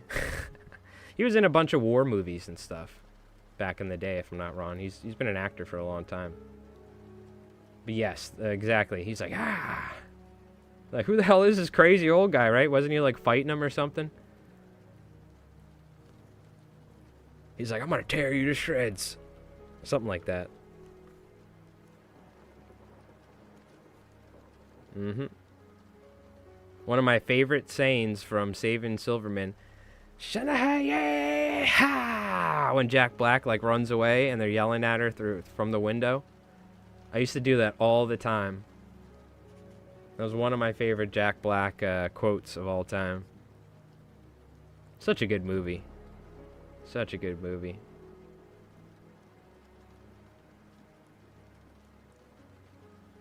Ugh. But yeah, Mail Call, man. I haven't remembered that in a long time. Was that History Channel? It was History Channel, right? Lee Emery there, or Emery, yeah. You could tell that guy was in the, like a Marine or like a freaking Army guy. That sounds like a name that you would see from like World War II. That's like an old school last name. You don't see old names like that nowadays.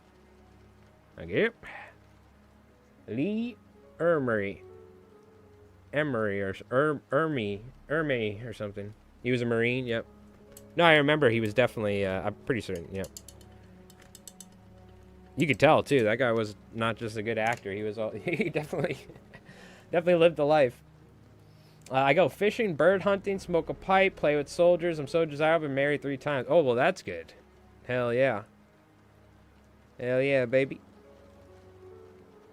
Where's the Tesla orb thing? I'll send it to you on Discord.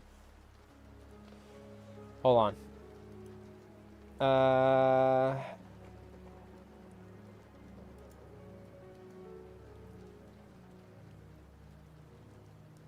Copy message link? That works. Direct messages. Rev. Paste. And I think you click that, that'll take you to Sean's post in our Discord. Yep, that works. It's right here. Check this sucker out. I mean,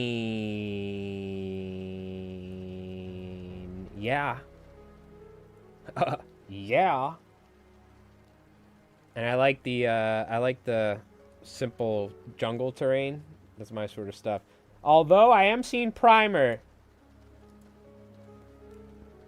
I want to see some painted Japanese. No, look awesome though. Very cool. That's sick. Then stepped in to fill a role in Full Metal Jacket because the actor wasn't getting it. Got famous off that role. Oh yeah. That's sick. That's awesome. So he was a consultant for the film, and then he's like, let me do this. That's sick.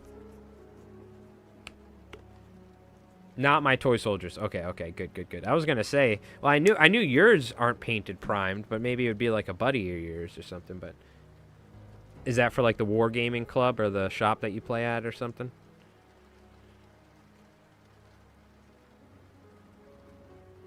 I forgot people actually go out into the world and play war games. I've never done it before, so I forgot that's an actual thing. It's crazy. You guys actually leave your house?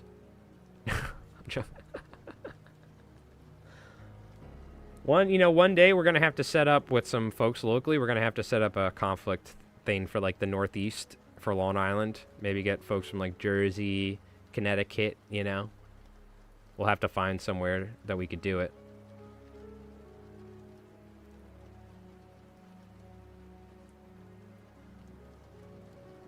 There's only like a couple tables at Brothers Grimm's, for instance, which is the game shop out here. We'd have to find like a place to hold it. Because I've not played in any like public events yet or anything, so I think it'd be fun.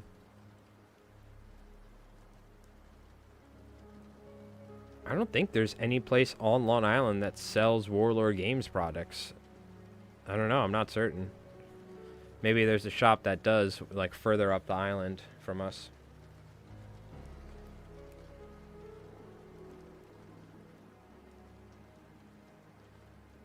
Not by choice. Gotcha. Yep. Mm-hmm.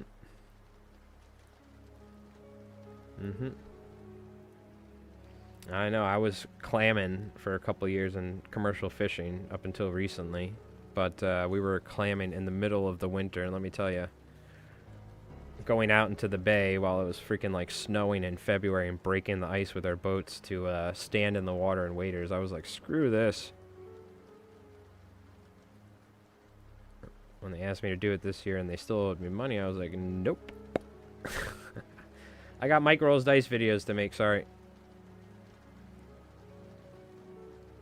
But yeah. Oh my god, I don't miss that. Freaking cold. This year was so much colder too. I was like, dude, I would have died out there this year. It was like on average like minus 10 degrees with the wind chill out there for like 2 weeks, 3 weeks straight. It's crazy. I think we're past the super cold weather now, thank God. My local shop is really into bolt action, so we're really well stocked. So you're well stocked from Warlord. That's awesome. We have a shop that's like 45-50 minutes away from where me and Rev live. That's like the closest miniature shop, and they hold Warhammer and stuff. And there are people that play other games, but I don't think they like hold like any tournaments other than like Warhammer and a couple other games. But I don't think they actually have any Warlord game stuff. Now that I think of it, at stock there. I think there's a couple other shops on Long Island that are hobby, like, miniature places, but we haven't been to them, and I think they're further away, more up on the north shore of Long Island. We're on the south shore of Long Island, so. But, yeah, I don't know. I have to take a look, I guess, figure it out. See if there's any places. Would be cool. You know, it's always the thing, we might need to organize something with some folks. And find like a library or somewhere we can rent, or, you know, like a venue hall or something where we could set up tables and just everyone plays instead of a shop.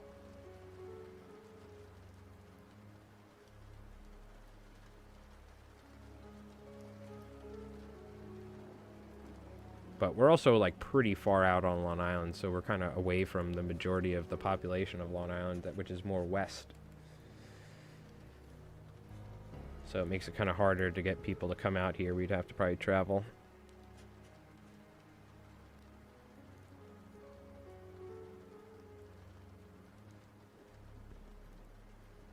Okay. Just put some brown paint on there. Call it a day. It dries darker than this too. We gotta let this dry. And then we can flock the ever-living hell out of it. Definitely looking forward to Adepticon. I got lucky, and it's only 130 miles for me. So you could drive somewhat in like a, let's see, what, 130 miles? Is that like, or are you flying or something? Or if you drive, I guess it'd be, you could do that in a day, right? It's like, oh yeah, like what's freaking New York to Florida? We used to do that. It would take like 24 hours to drive or something. Just hours. Nice.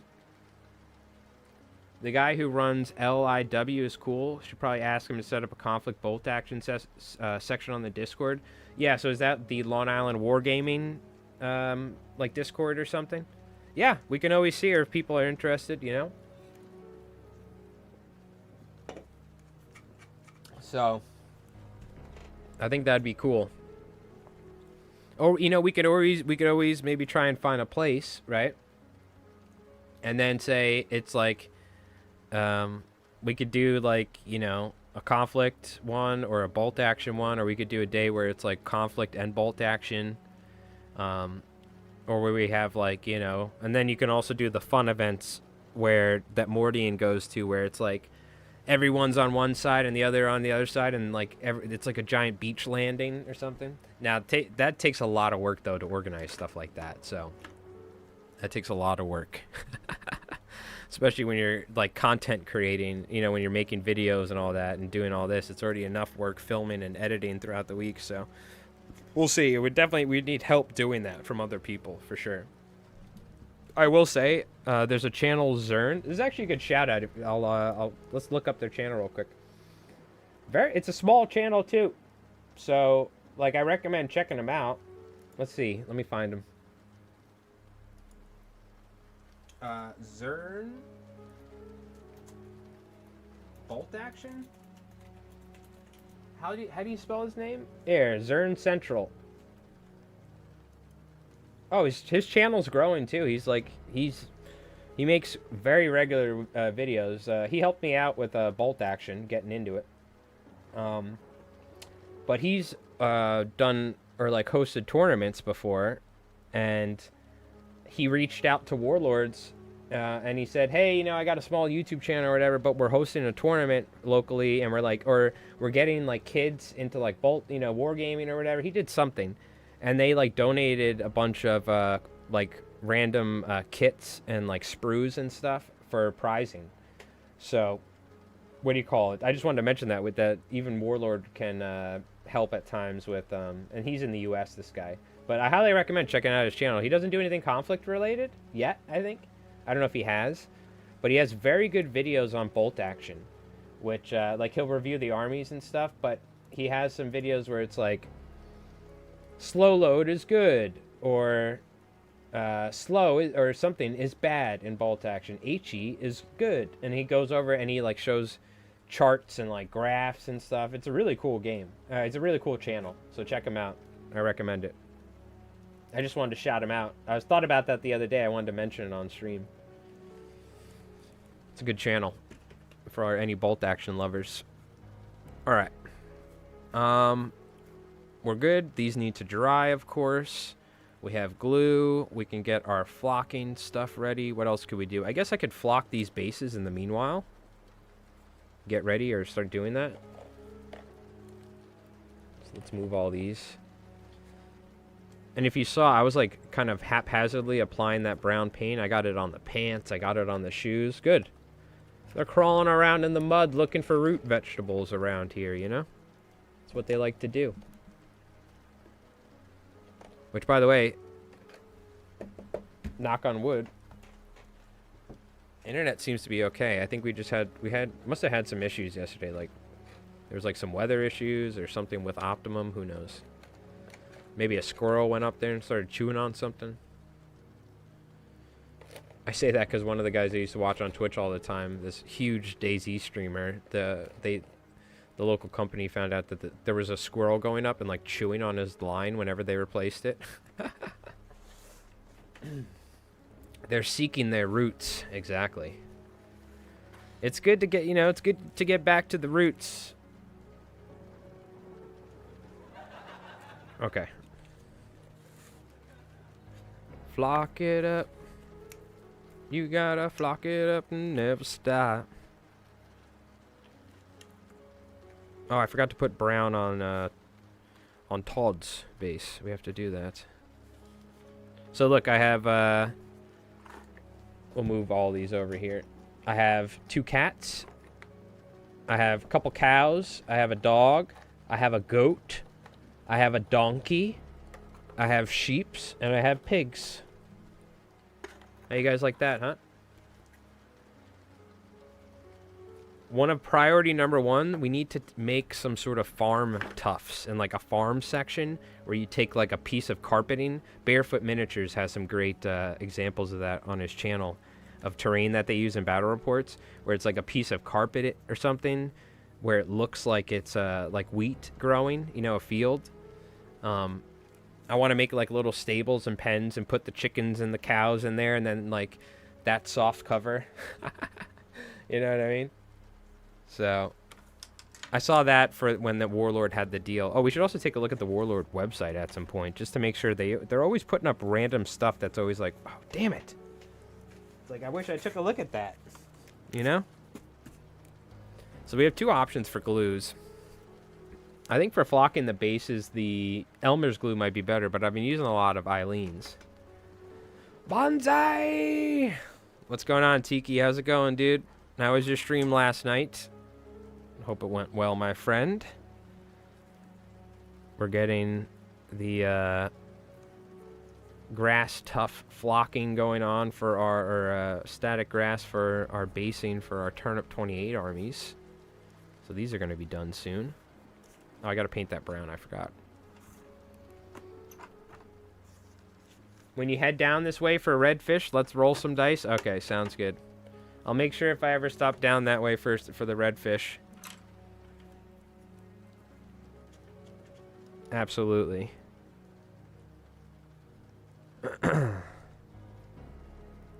Absolutely.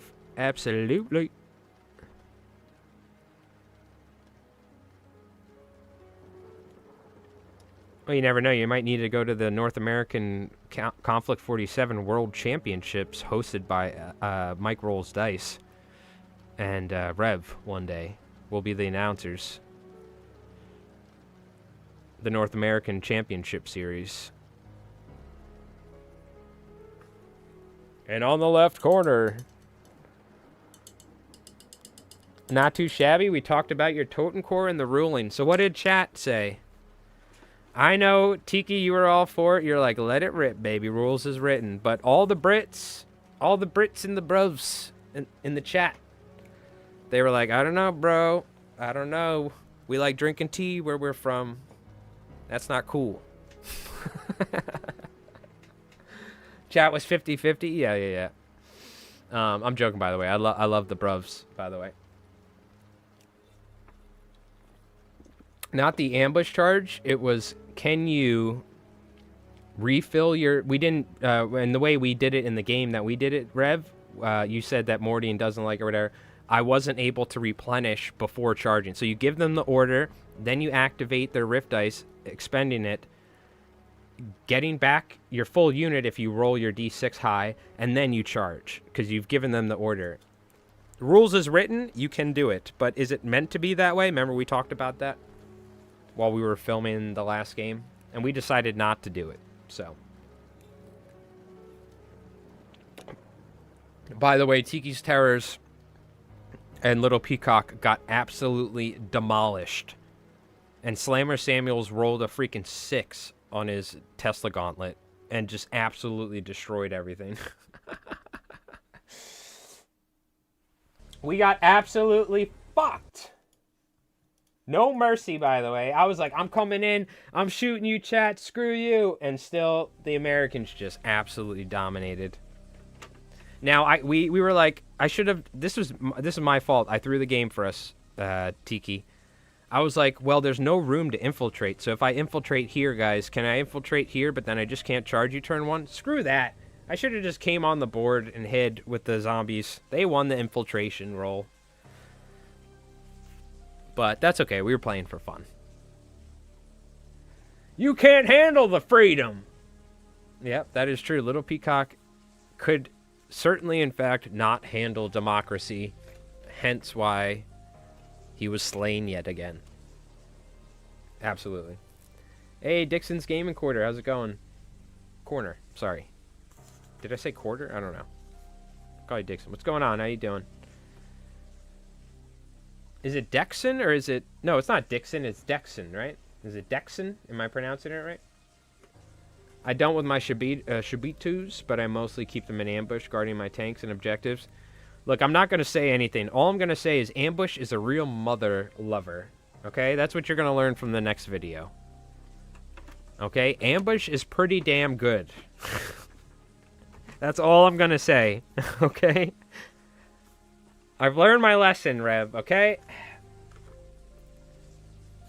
Dex Ion? Is that how you say it? Dex Ion? Or is it Dexion? Dexion? I'll call you Dex. See, Tiki's smart. I'm calling you Dex. That's easy. It's like Gex. Like that cool lizard dude from the PlayStation 1 game. Alright.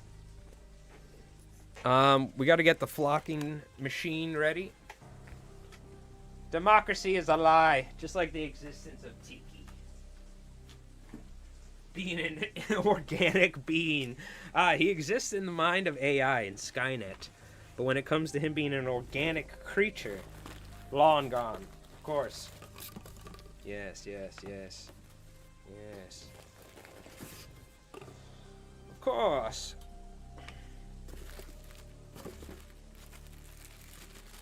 Let's add some different colors here. Let's add some more yellow and green and olive. They're in the walls. They're in the goddamn walls. Mm-hmm. What is that contraption? Well, you put this on your cock. No. And then you shock it. Ah! Ah! It's a flocking. This screen is powered by 2 AA batteries. That's your power touching the screen. This is your ground. You ground the miniature, and then the grass statically applies to the glue, sticking upright. What's the gag from Austin Powers with the penis pump thing? He goes, "That's not mine, baby." He goes, "This is my penis." This is my pump. I forgot the name of it. The name of the book and the album that he had. Yeah, this is how like old men make train sets. Except then people were like, "Hey, I can do this for Warhammer and stuff." You don't have to pay extra for that. Yep. That's my bag, baby. That's what it was. Penis Pumps and Me. That's my bag, baby, or something was the name of the album, I think. When he's talking to the guy, he's like getting all of his. No, that's not mine. What do you mean? There's like photos of him holding it up. So just mix it up. This is all static grass, little plastic fibers that probably give you ED from microplastics. Okay, there's a bunch of like random crap down here that we should clean out. Little bits of, we can actually use this stuff. Little bits of like grass that's clumped up from glue. We can glue that to the bases if we need to. Stick that over there. Yeah, you've never seen one of these? Goddamn, bro. What? What are you talking about? You never got static? You never staticized your grass, bro? You even wargaming? You ain't living static life? Now, before, there's a thing called 3D printing. Before that, we actually had to make our terrain by hand. Out of cardboard and glue and popsicle sticks. And that's where this thing really came in handy. Before Rev got like a freaking 3D printer that just makes us professionally made terrain in seconds or something. Nowadays, you know, like, not seconds, but you get the idea. Hours. So instead of me spending 3 days making foam walls that look like a child made them, he just 3D prints something nowadays, so that's better. But back in my day, we used to make them out of popsicle sticks.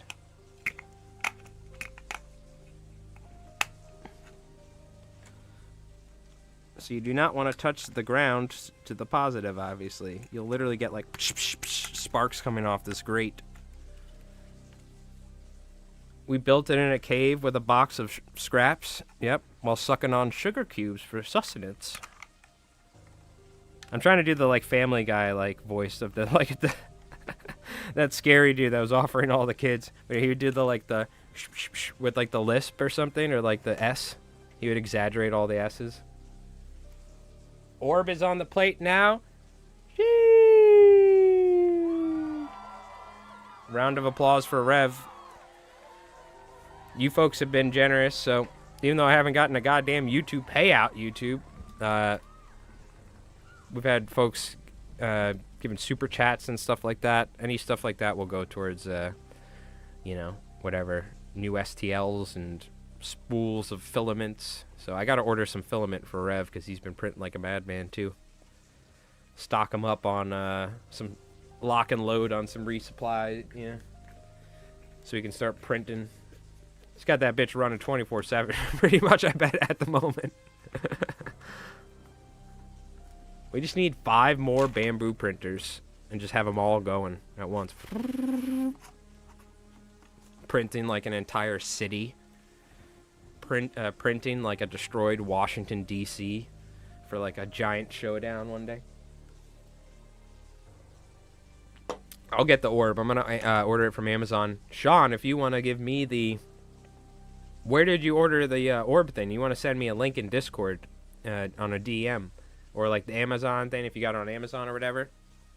Because I think you said you know where you got it or whatever. Okay. I kind of need like a pallet. I think I have a wet pallet downstairs, which, you know what? Oh, you know what? It's been an hour, chat. You know what that means? It's time for our union-designated hookah lounge break. So get your pipes, hit the hookah lounge, go grab a drink from the fridge, make a fresh cup of tea or coffee or whatever. I'm just going to run downstairs. I'm going to grab, I need to grab something for the glue and another brush. And we got these drying. We're going to start making an absolute mess on my table. But, oh, excuse me. We are going to have some, I have a little heartburn. We're going to have some awesome flocking on our bases. So, guy at the store bought it. I just painted it. Ah, okay. Well, I guess maybe if you can send me the... I need to know what the size of the orb is, Rev. So unless it has it in the description on the My Mini Factory STL, if you can figure out the circumference of the orb that would fit, so I don't order something too large, is what it is. Ice wands are worth it. The fuck is an ice wand? I have no idea what that is. Hold. It probably has something on there, doesn't it? Or, I mean, he can just go on the program and look. He's like a genius with that thing, but hold on. Ah, the hookah lounge. Ah, okay. I don't actually... Look, I like the raw rolling papers, but we just call it the hookah lounge because this is definitely pre-legalization in New York as well. Oh, it's also on Barefoot Miniatures channel, too.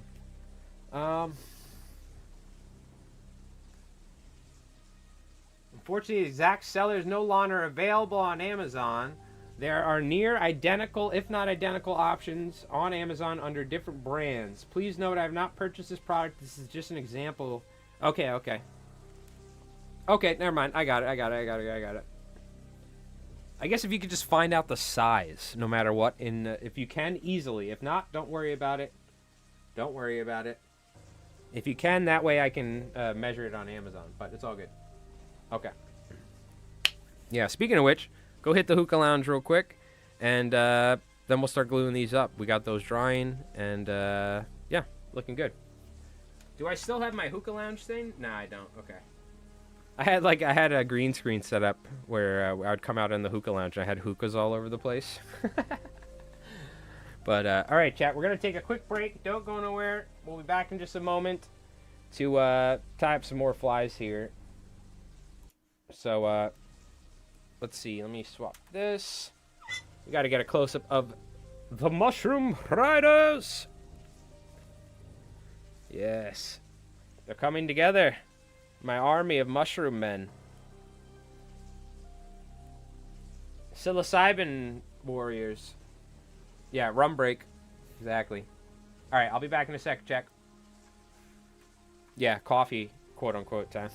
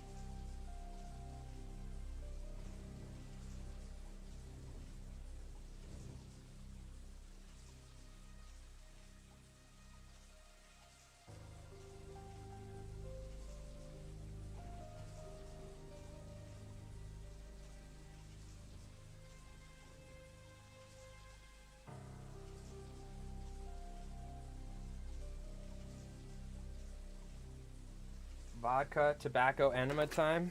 Woo-wee. Pretty much. Pretty much. Except the butt stuff. Okay, I think we're going to change the soundtrack up too, get something a little bit more lively going. Little old beeswax thing. Put some glue in there. That works. I have a I have a dry palette somewhere, but I'm not going to try and look for that right now. I'd have to go rummaging somewhere.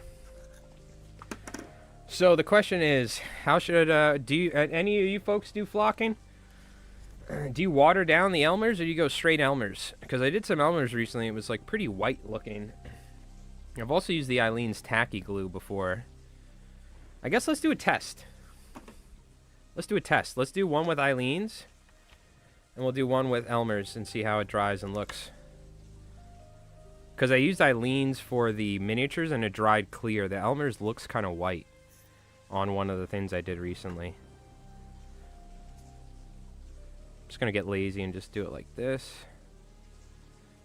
Because we'll do a test first. For any folks that flock your cell or static grass, how do you go about doing it? I'm curious. And I take a little water. It's like water it down a little. Might need more.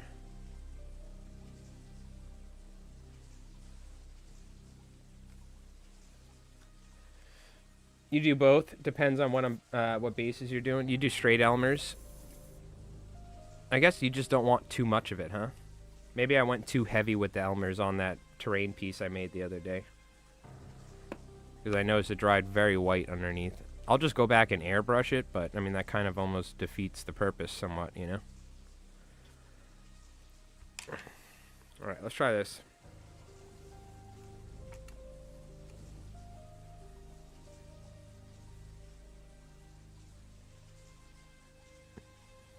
I also sometimes, like, you gotta make sure it's like it's actually touching the screen, the thing.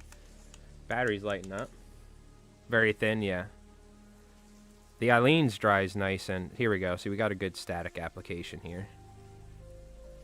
The Eileen's dries nice and clear.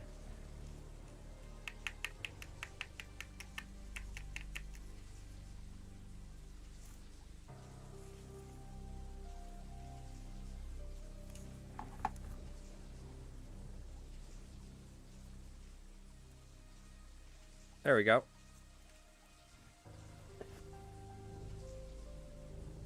That's the Eileen's. It's what we've been using for all the emu feathers and crap. Let's try some Elmers.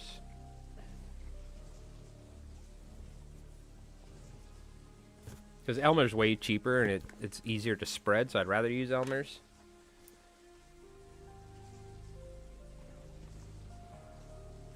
So I'll just go thin with it. I could always water my brush down a little too.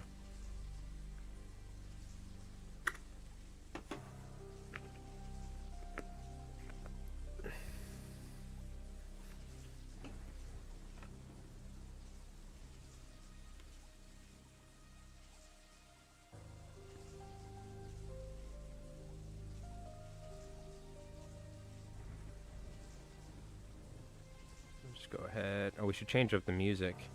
We didn't get copy strike for the Command and Conquer soundtrack, so that's good. Because it's sick. I couldn't tell. Some video game soundtracks have like actual music in it that will copy strike you. So that's good. Because it was a it was like the perfect soundtrack to fucking play Konflikt 2 on stream. Cool, like 90s, like retro war music, essentially. Right, let's try this. And I'll swap the songs over or something. Is that good enough? That's not, hopefully. That should be thin enough. Whoa, spinning around on me. I should have zoomed out, shouldn't I? That's okay.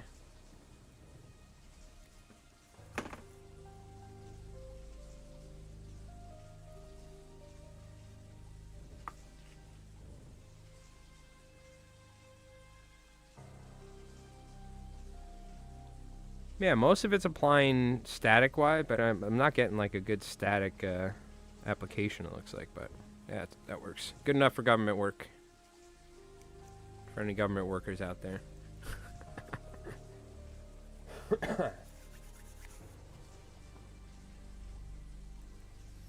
Okay, Elmer's glue it is. Let's go.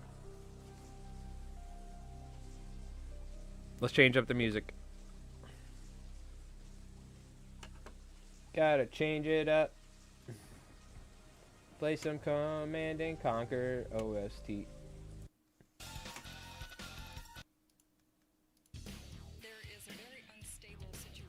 Hell yeah. Yo, what's going on, Shinobi? How's it going, dude? Taking a break from catching hogs. Giant trout.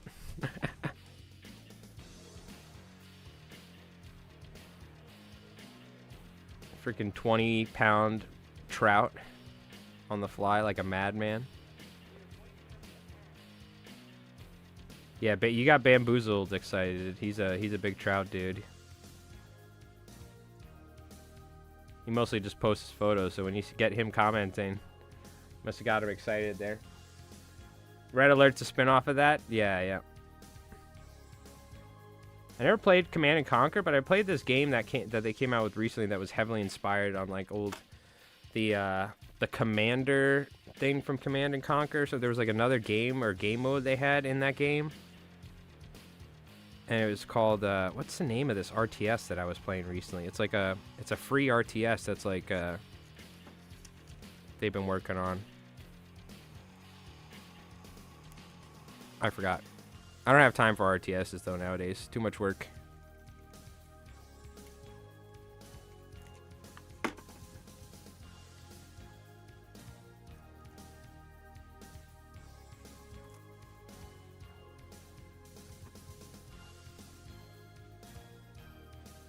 Mushroom Fridays! Cigar break. My last buddy was able to land one of the 20-pounders. He weighed 22 pounds. Oh my god, looked like a tuna. Yeah, that's a significantly larger trout than anything I've ever seen before in my life, so. Including steelhead.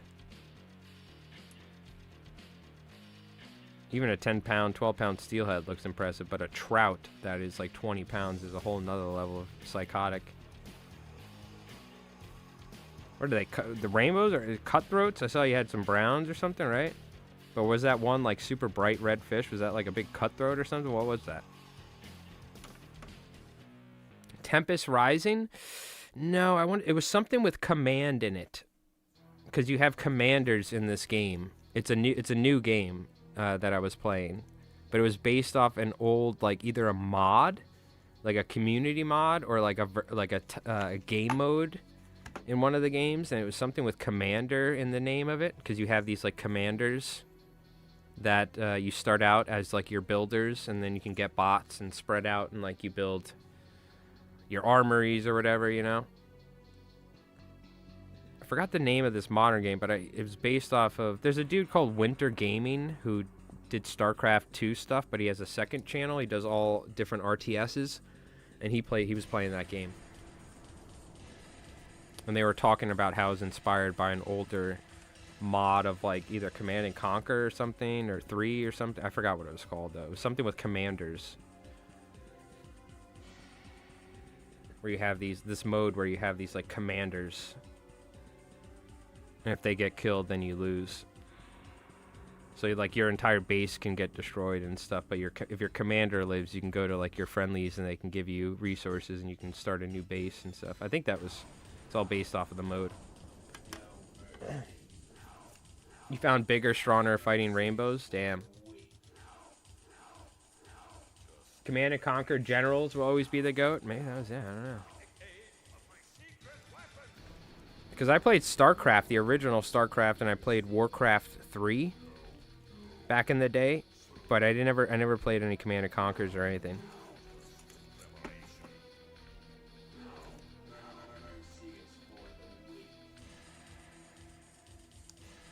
And later on in life, like 5, 6, 7 years ago, I got into Age of Empires 2, which is like arguably probably one of the best RTSs that you can play nowadays. The remastered Age of Empires 2. That's like where the whole competitive scene for like Age of Empires is in that game, because it was just so good. And I was playing like the Magyars with the Hussars, and I was playing the Ottomans with the freaking Janissaries and stuff. It was sick. But that game is like so like there's like guides on like the first 3 minutes. You have to collect sheep, and then you got to make farms. You got to get berries, and then you make 5 villagers. Then you do this. It's a crazy game. Like it's so meta evolved nowadays. RTSs are like that though. They're very competitive. That's just how it is, right? Bolt action version 2 and early version 3 Imperial Japanese, like the GLA from Command and Conquer Generals. Oh hell yeah! It's probably based on the General Challenge or something. Yeah, it was something I know with like I think with Command and Conquer, if I'm not wrong. I could be wrong, but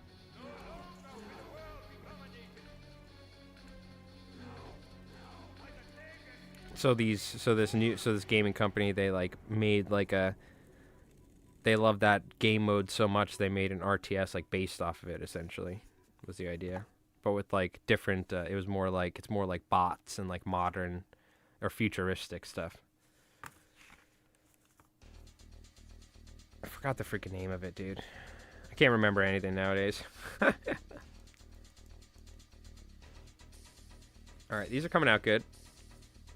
It helps having all that other crap on there before. Hopefully the other ones look okay. I can always glue stuff on it later. You can look up cutscenes from Red Alert 2, FMV cutscenes, very K47 coded. Oh yeah. I've seen different stuff online. I've never played it, but I've watched videos on it and stuff. That's the thing, like K47 and Bolt Action have that like retro wonky sort of like 90s, 80s, like, or like the old art from the propaganda. It kind of fits in that very well. Instead of the more modern futuristic, like the super hyper defined minis of like 40K or something, you know, where the art. Oh, it must be a beautiful sunset right now. Oh yeah, because I looked, my backyard was just lit up like orange right now. And I'm looking out at the sky right now. It's like bright orange. Command & Conquer was the king of the RTS till EA killed it. I honestly just can't believe how many games EA has killed. I was watching something they killed the other night. Burnout. Do you remember how good Burnout was? We used to play that at Rev's house because I brought my Xbox there, and I had the old, I had the Burnout 2, I think it was, on my Xbox. So we used to play it and like crash the cars.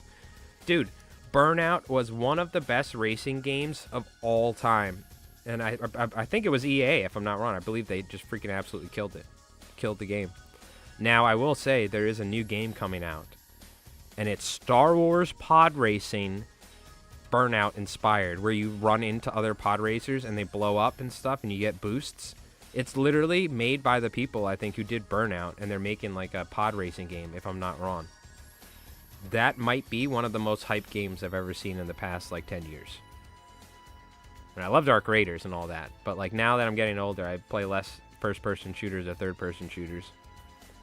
If they come out with like a freaking Star Wars Burnout, oh my god, with modern day, like, because I don't know if you remember the old Star Wars pod racing in N64. That was a sick game. But so that's coming out pretty soon. They showed it. I'm super excited for that. Because we used to like sit in Rev's room, smoke nothing but Dutch Master blunts, and like play freaking Burnout and play all these like old Xbox games. This is when like we were all playing Xbox 360, playing Halo 3 and stuff after, you know, high school. But at Rev, he didn't have any like modern day console, so we'd be playing like retro games on like Xbox and like Guitar Hero on PS2, you know, while we were all hanging out, because we'd have like 5-6 buddies all together getting blitzed after high school, because he lived right by the high school too, so it was like every kid came to his house and we'd all be playing like freaking old retro games and stuff. Well, those are good old days. But I remember playing Burnout. It was one of my favorite racing games of all time. man, dude, we have such good video games nowadays, but I think we lived in the golden age of gaming back then where it was like, you just appreciated it more. Because you would get a game and you would like, you're like, all right, this might be the only game I'm getting for a while. It better be good. I hope it's good. And I'm going to play the crap out of it. I have to. Nowadays, I buy like a $60 game and I like play it once. I'm like, this game sucks. Costs like millions of dollars to make. There's some great games out there. There's so many games too. It's a lot of like indie games nowadays I play. I don't know if you guys have played the new Super Battle Golf on Steam. It's like $7. It's the best golf game I've ever played. And it has rocket launchers in it. Like, it's a game that Mario wishes they could make a golf game like this game. It's so good. It's all these indie developers that make like all the best games nowadays. Oh, COD Modern Warfare. Man. The original COD Modern Warfare. Dude, when that was like peak. Like late middle school, early high school, getting home and just playing that. Oh man, it was so good. So good. Just wasting your entire day just playing that. You mostly buy games from the 2000s and indie games? Yeah, the indie games are where it's at. There's some really good indie games. There was like a ball pit game. There was that Mega Bonk game. Like Vampire Survivors. All the games like that I play with my buddies nowadays. It's all these indie games for $5 that you can get like 100 hours on. You know what I mean? I used to play like DayZ and Rust. I used to play Tarkov. I used to be into those sort of games. But nowadays I don't have time for that. Between different streams, different YouTube channels and videos and my business, I need a game that I can hop in for like 30 minutes. You know what I mean? Tarkov, you'll spend 15 minutes just trying to get your loadout ready just to die and then wait to get into a raid. Screw that. So I've been retro gaming hard, dude. Love it. Thank God for emulators. And yeah. It's been a good time.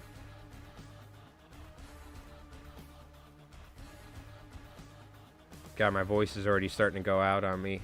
We could tell I was like screaming yesterday, like, no. Saturdays are gonna get wild on the channel for sure. You guys are gonna get the full Mike Rolls Dice experience, but unedited, of me just being like, God damn it, no. That's what it sounds like when I play with Rev most of the time, except I just edit it to where it's you guys don't know. You're gonna watch me I can slowly devolve into madness as I fail all of my dice rolls as usual. That's the thing though, I lose like half the time of Conflict. I still have a good time. That's the thing about Conflict I like. Still have a good time. Oh my god, dude. Original Gears of War, fantastic. Even just playing with your buddies and like 1v1ing each other. Obviously Halo, Combat Evolved, 2 and 3. 2 was peak for me, playing online with 2. That was like where I peaked as a FPS gamer, was as a kid in Halo 2.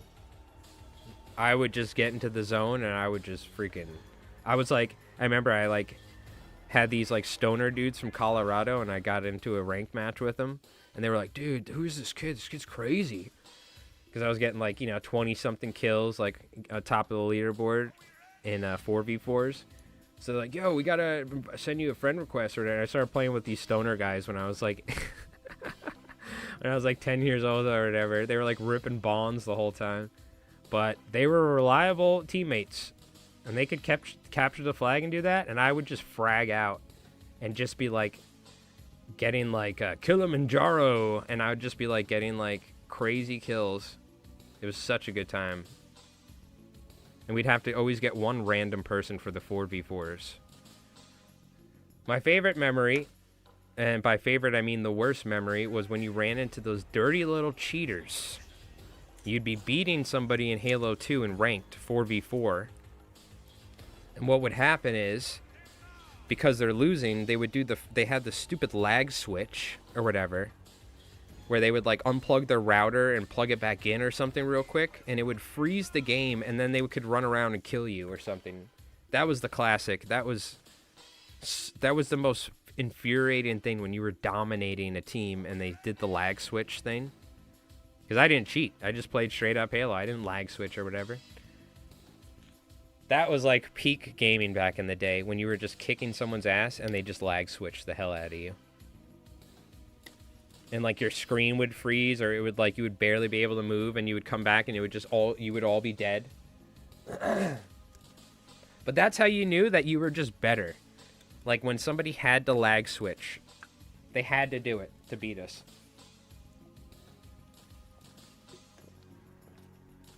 If they remaster Fallout, you probably will not hear from me from about a month. Man, Fallout's so good. I'm waiting for New Vegas, because I have New Vegas on Steam and it's unplayable without a million mods. So I'm waiting for a remaster of New Vegas, because I played 3, I played 4 in full on Xbox, but I'm waiting for New Vegas because my buddy Frankie was obsessed with it and I never gave it the time of day. Atlantis. I'm telling you, dude. Were you playing games back then? You didn't know about the lag switch? It was the most infuriating thing. It was like specifically in Halo 2. I don't know if it was in other Xbox games or what, or like PlayStation games, like SOCOM. Could they do that in SOCOM? I don't know. Maybe it was just an exploit with dial-up. But essentially the way it worked is they were able to like unplug their freaking router or something and then plug it back in real quick or something. It would cause like this connection issue for everybody in the game, and then they would be able to, it was either that or they had this actual switch thing that they wired in that they could like tamper with it or something. It was something like that.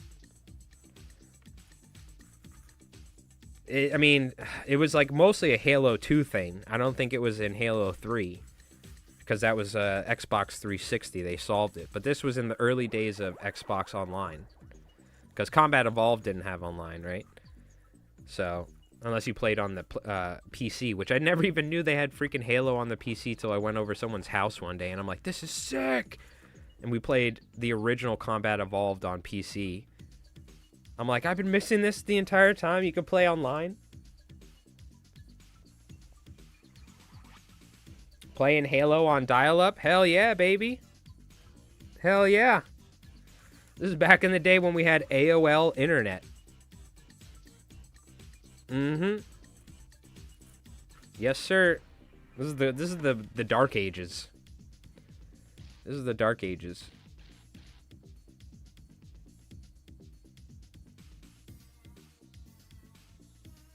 Right? Well, wait, do we have, I don't know if it was dial-up or whatever, but it was the way the routers were set up back then. You could do it. I don't know if it was dial-up. Maybe dial-up was a little earlier than that. I forgot when we got rid of dial-up, but I feel like I had freaking dial-up internet in the 2000s still. Like, I don't remember when we actually switched to, like, newer router styles from, like, Optimum, because I think we still had AOL well into the early 2000s, if I'm not wrong. I still have a freaking AOL email account. Right? Wasn't the lag switch with dial-up internet? Or am I wrong? With Halo 2? I'm almost certain it was. Yeah, the Halo LAN parties. Well, I was too young.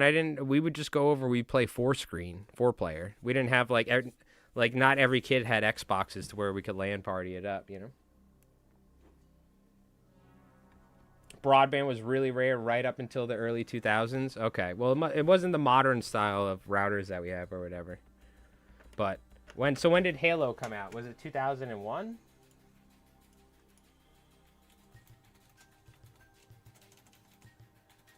Because I'm telling you, I had dial-up up until probably the last moment you could.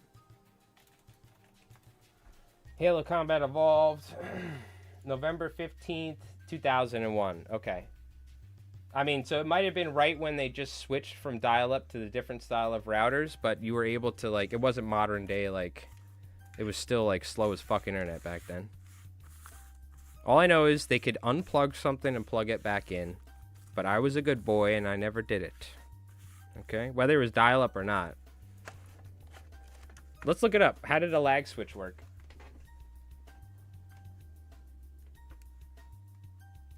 I mean, 2001, dude, we might have still been using AOL dial-up back then. I don't know. Maybe not.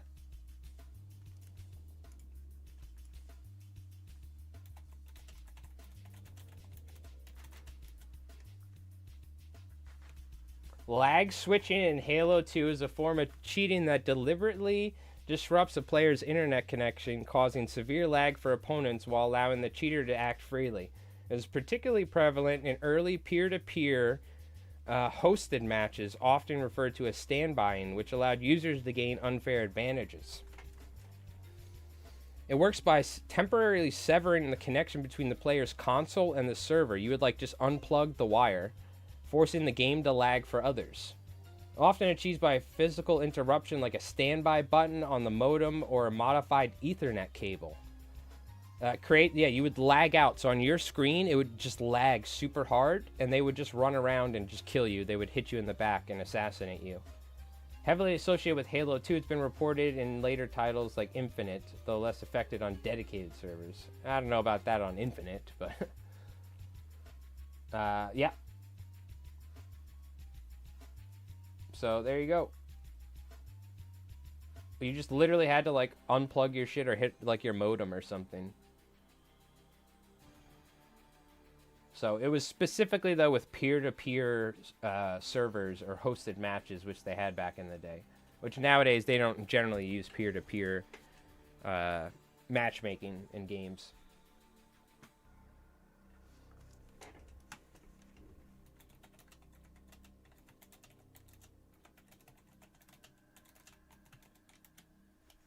Dial-up internet plummeted in the early 2000s, with broadband overtaking it by 2004, while usage dropped to 3% early 2010s. AOL finally shut out in 2025. I honestly think I still had dial-up in 2001, dude. I'm not even joking. Maybe Optimum at that point came out with routers and whatnot, and like internet service included with Cablevision. But I think 2001, I don't know. Could you even played Halo with dial-up? I don't know. Maybe we just switched, but... Anyways, I was a year off from freaking dial-up internet. So, pardon me. I wasn't completely accurate. If you wanted a classic PS2 game, Time Splitters 2. Yeah, unfortunately, I can't emulate PS2 at the moment with my hardware. I could on PC, but I don't really play retro games on PC. I play on my retro devices. I can emulate up to like Dreamcast at the moment. Last game I enjoyed beside Tarkies was the Dark and Demon Soul series. Dude, Elden Ring. I went back and played it and almost beat it. I think I'm so close to beating it, but the Night Rain came out. Never could get into Dark Souls because Rev played Dark Souls all the time and tried to get me. I was trying to play Dark Souls 3, and I'm like, I'm getting invaded, help. And he's like, I can't get there because it's not how that works. And I'm like, oh, I'm dead. God damn it. You know? I specifically remember Dark Souls 3 trying it out. I'm like, can we play together? He's like, yeah, technically, whatever. And I'm playing, I get invaded. I'm like, oh my God, help, help. He's like, sorry, I can't join someone. It's got to be like this or that. I'm like, oh no. I like lost all my progress. I was like, screw this game, dude. But I went back, played Elden Ring. My God, what a glorious game that is. Absolutely glorious game. I'm so happy I went back and played it. And I don't like Dark Souls games. It's not my style. But I can appreciate 100%. But the open world aspect and how polished Elden Ring is, I think got me into it. Made it a lot easier for me. I'm not super big on like extremely punishing games, you know what I mean? And those sort of games are extremely punishing games. I mean, you might take days to beat certain bosses to try and like learn the move sets and get it down and like, oh, I didn't dodge right there. Oh no, I was so close. But I guess it's part of the fun.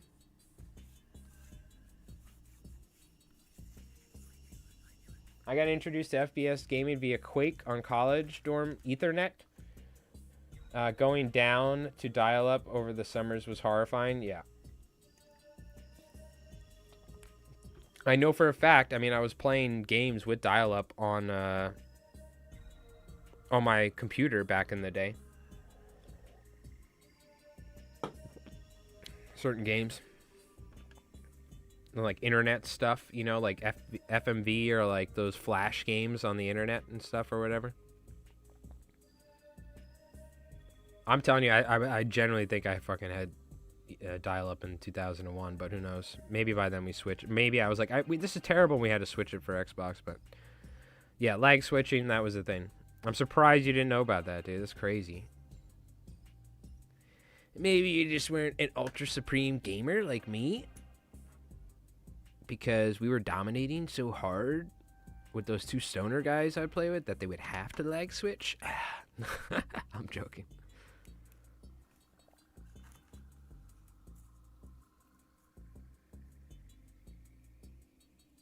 Yeah. Well, it's fine. You know what? Nowadays, if I played a game like Elden Ring and there was an invading thing, I'd be like, bring it on, mother trucker. You know what I mean? But back then, I'm like, I don't know what the hell's going on. I don't like this sort of game. I'm trying to play with my friend, but I can't. And only jackasses are... it seems like only other people can come that want to kill me. I'm like, what the hell is this? I would, like, call some random dude to help, too. It's like, summon somebody. Summon some, like, random dude. He dies. I'm like, this sucks. I just didn't have any patience back then. Well, I'm going to have to vacuum after the stream tonight. I just spilt a bunch of this stuff all over my pants. As usual. As usual.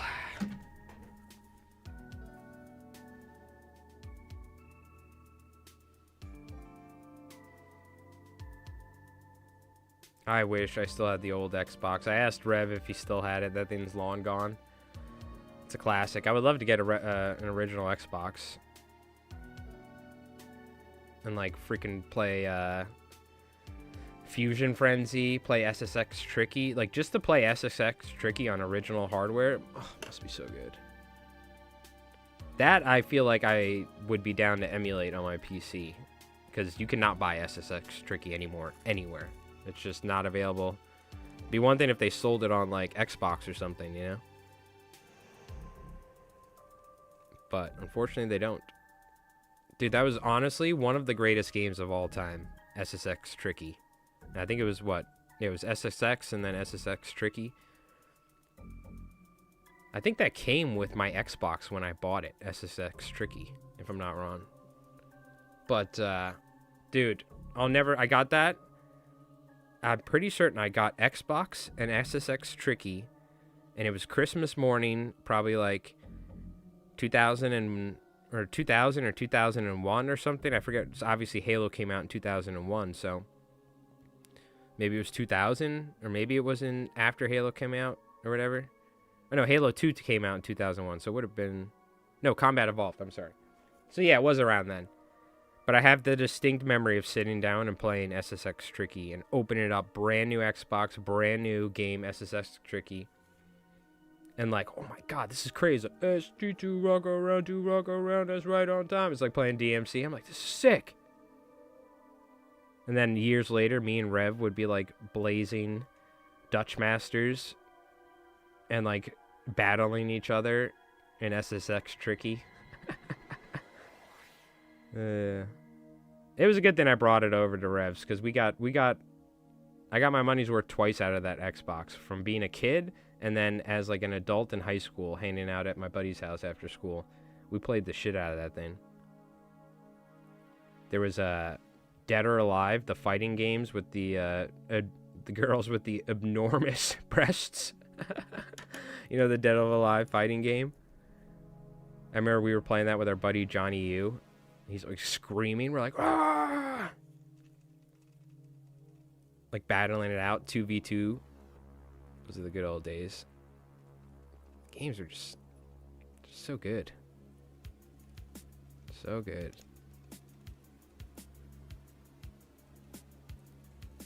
God knows how expensive some of those games are on disc, though, nowadays. My cousin and I still play Fusion Frenzies when I visit for holidays. That was one of my favorite games. And I remember I was like, guys, we got to play Fusion Frenzy. Like, this game sucks. And then we started playing it, and they're like, oh my God. We had so much fun playing Fusion Frenzy. It had the cool. It was like one of the coolest party mini games of all time, in my opinion. It was way better than Mario Party. It was so much fun. But yeah, I loved it. Good times, good times. That was a game though too. Like you need like, I only had like just me and playing against the computers, or maybe I had one friend back in the day that would play it, you know? So like when we got to play that game with 4 controllers and like after high school and like getting blazed, that was like, that's peak Fusion Frenzy. You know what I mean? You and your boys playing it. It was so much fun. You're all jumping like, doing the thing where the map spins and you're trying to jump or duck over the bars.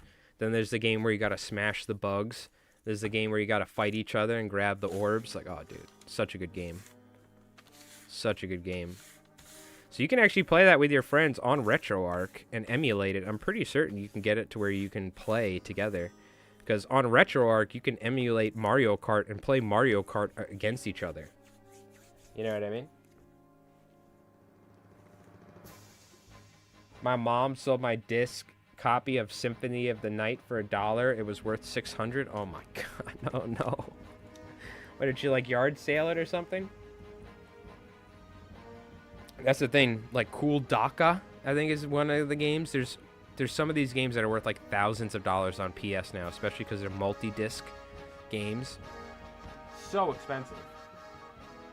And it's so easy to like damage a disc because most kids were like, oh, let me do it. And they're like, you know, putting the discs and like scratching them. So like getting like mint condition PS1 games, some of the games are incredibly expensive. I'm sorry to hear that. That is a very good game, by the way, too. That I plan on playing soon. That one I plan on playing. But dude, some of those games are incredibly hard. Like, so I think some of the, especially original like Castlevania stuff, like I think you can like screw up your run just by like not grabbing things or not doing certain things at the start. Like even some like the Resident Evil game I'm playing, Resident Evil 1, the original one, or just Resident Evil. I'm like, I literally have no idea what the fuck's going on. I have no idea what I'm doing. I'm like, every door needs a emblem with a shield or armor. I can't find it. I'm running around. I'm just looking. I'm like, oh, thank God, a save room. Like some of these games, dude, they were incredibly hard just because they just didn't tell you anything back then. I think some of the Castlevania games are like that. Like Donkey Kong on N64, the Donkey Kong 3D game or whatever. I forgot what it's called. The 3D version, though, or whatever. That game, I had to buy the game guide for it. I couldn't figure out what the fuck to do. You know what I mean? At a certain point. I remember getting the game guide and being like, oh, you got to go here, you got to do this, and you got to do that. And I'm like, oh my God, how would have I ever have figured that out as a kid? Game guides were so good back in the day, dude. I still wish I had my original Pokemon game guide. I love that book. That was such a good one. Yeah, game guides, man. Whew. That's a nostalgia thing right there. Yeah, the cheat codes. I like getting the game guide so I could freaking beat the game. Like, I couldn't figure stuff out, you know? I just was too dumb as a kid. I'm like, I need the game guide for this. Some of these games were just too complicated, dude. I got the game guide, I remember, for, I think as well, one of my favorite N64 games of all time is the one where you're killing bugs. Oh, what's the name of it? Oh my God. You like shoot these ants. They're all like, all the enemies are ants. And there's like a dog too that you get, but you're like, it's a dude and a girl. And they're like flying around in a spaceship going to different planets, killing the ants. Does anyone remember the name? Oh my God, dude. It was one of my favorite games in N64. I always forget the freaking name though. Oh my god, what was the name of it? But I remember I had to get the game guide for that. I could not for the love of me get it. I just couldn't figure it out at all. Just absolutely couldn't. So I think we were like buying them at like Toys R Us or Blockbuster or something too, I want to say. Didn't they like sell them at Blockbuster? Those game guides? I'm trying to think where I bought them. Must have been like Toys R Us or something. Well, hopefully this music isn't copy strike, dude. I don't think it is. It's so freaking good. It sounds like a real band.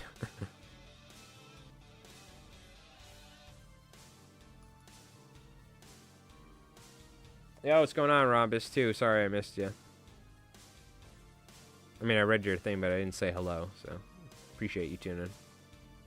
We're just applying some static grass to our Turnip28 armies. They're about ready to hit the battlefield. A couple little finishing touches.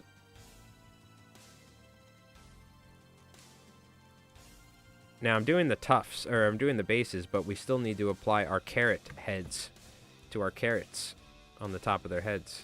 We gotta apply a little grass tuft to that as well. I was gonna apply grass tufts, but they're too small to put an actual grass tuft without having to cut each individual grass tuft. So I think the best thing to do is take a little Eileen's tacky glue, just touch it to the tips, and then static grass it, is what I'm thinking. Seems to be like the best plan from what I can formulate. This paint's still a little wet, but whatever, it's working, so. It's making the glue look brown, which I guess isn't the worst thing in the world. I'm just making sure I go thin enough with it. Thanks to you folks, your recommendation. Ah!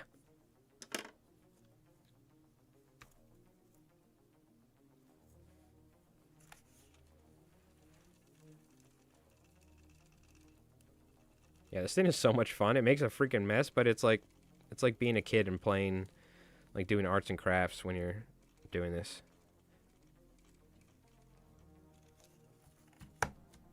It is fun.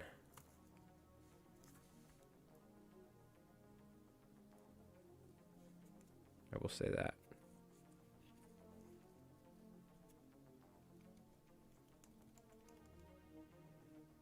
Try and clean the edges as well a little bit. Carrot fighters. The Carrot Kingdom of Carrotania, led by Sir Keratin III. That's pretty much as far as the lore that I've gotten, and that if they don't eat enough carrots, they actually turn into like an amorphous carrot blob creature. So this army needs to sustain itself on carrot or carotene or whatever the hell the vitamin is you get from carrots or whatever, you know what I mean? That makes it orange. If they don't eat enough carrots, they will literally turn into a carrot. That's how addicted they are to the carrots. So that's kind of the lore as far as I've gotten. It's the Kingdom of Carrotania.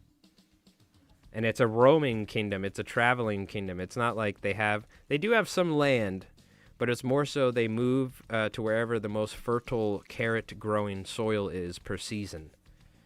So the Carrotanians are a kind of nomadic warband or civilization that relies on carrot growing, because it's the only thing they eat is carrots.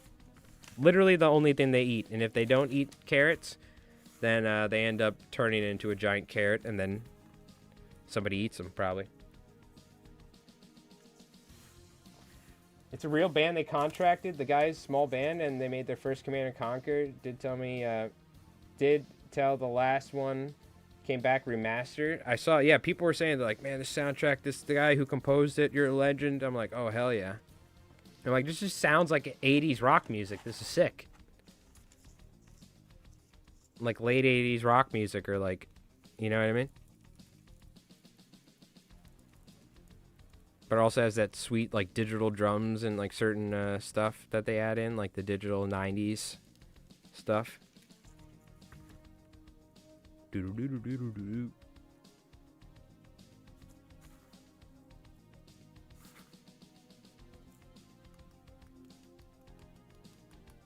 Yeah, I was like, what are some good soundtracks from video games that fit, like, Konflikt and, like, this sort of stuff? So if you guys ever have any good recommendations, we could try them out. If we don't get DMCA'd, then we're golden, baby.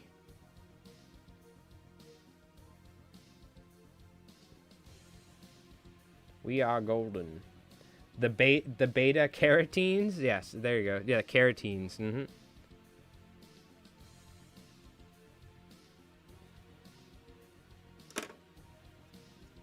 Carrot or carrot? Carrot with a C. Yeah. And they spell kingdom with a C as well. No, I don't know. I haven't gotten that far. Good question. Because when you spell carrot with a K, you're talking about like how many carrots is in a diamond, right? When you spell carrot with a C, you're talking about the root vegetable. The whole series has legendary soundtracks. Yep, I'll have to look up the other ones then. By the way, if you don't have a static grass applicator, look, I just took some and just sprinkled it on there, and it's virtually just as good. You know what I mean? So you can also just get some of this stuff and just kind of chunk it on there. It also, I may not be getting a good connection at the moment. Let me clean this. That generally might be an issue as well.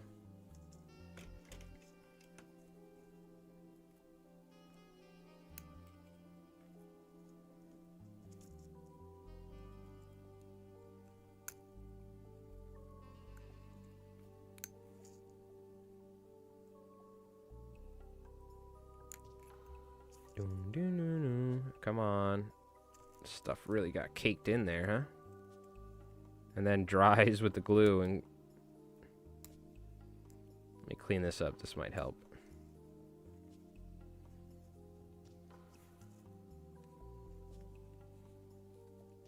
Yeah, there we go. Get that out of there.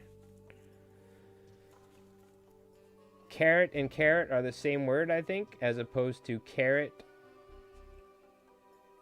Ah, true. I think you're right. They could use carrots to pay for stuff. Now I'm confused. Is there 4 different ways to spell carrot? Like 2 vegetable ways, and then... No, there's 1 vegetable way. And then there's 2 ways to spell carrot in terms of, like, mineral, or, like... or, like, the carrots in a diamond, or... Man, no wonder why English is confusing for new English speakers.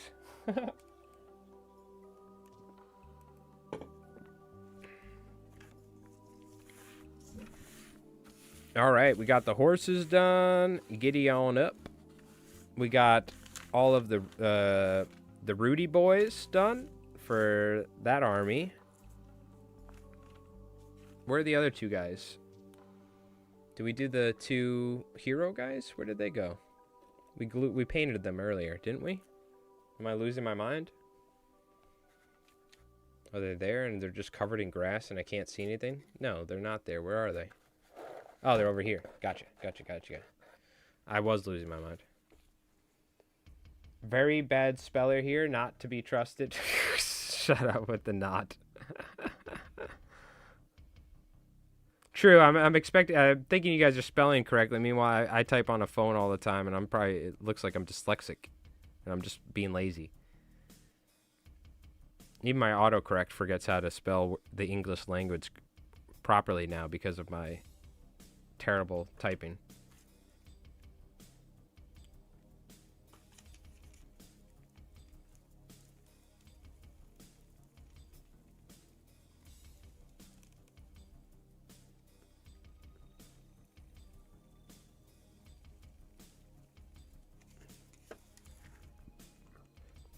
Mushroom men assemble.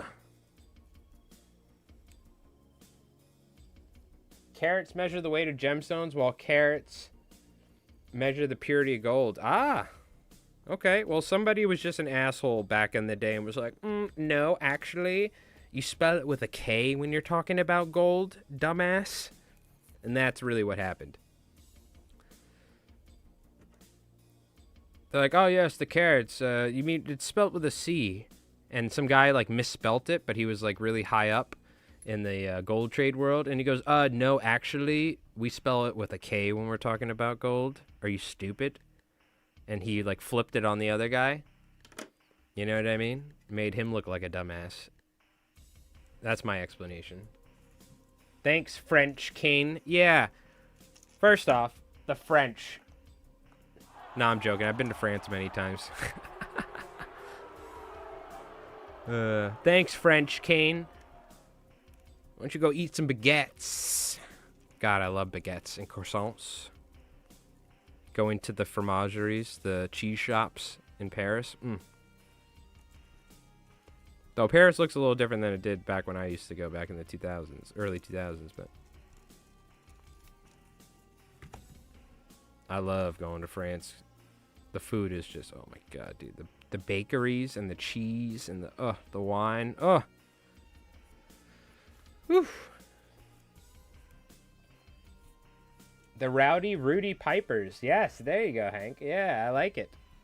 They're like with the guns on their head. The Rowdy Rudy Pipers. But it's got to be something with mushrooms, because there's dudes riding mushrooms. So I was gonna call them the Mushroom Militia, but I guess we could call the infantry with the thing on their heads. We could call them the Rudy Pipers.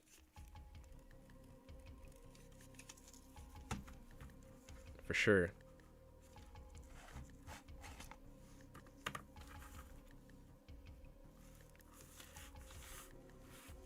This is the annoying part. Doing this every 4 miniatures, but whatever. It looks good. The local printer of the gold distributor losing their C piece and substituting a K. Yeah, exactly. It's something, it was something like, something trivial, whatever it was. Or whoever just, I guess, maybe whoever named it was...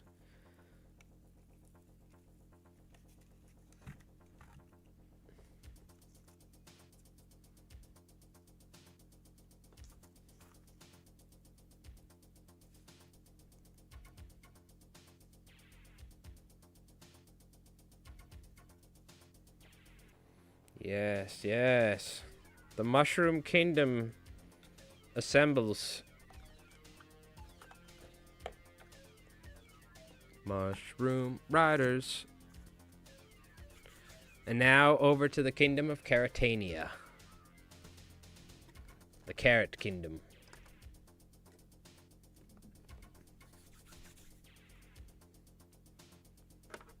Oh! 3 hours. You know what that means. It's about time for a union-designated hookah lounge break. Otherwise, the union's going to get pissed. My favorite thing is, like, coming up with dumb crap like that, and then people, like, on Twitch or something would be like, is there actually a union? Are you part of... like... Yeah. There is. If I don't go take a hookah lounge break every hour, I actually lose my privileges.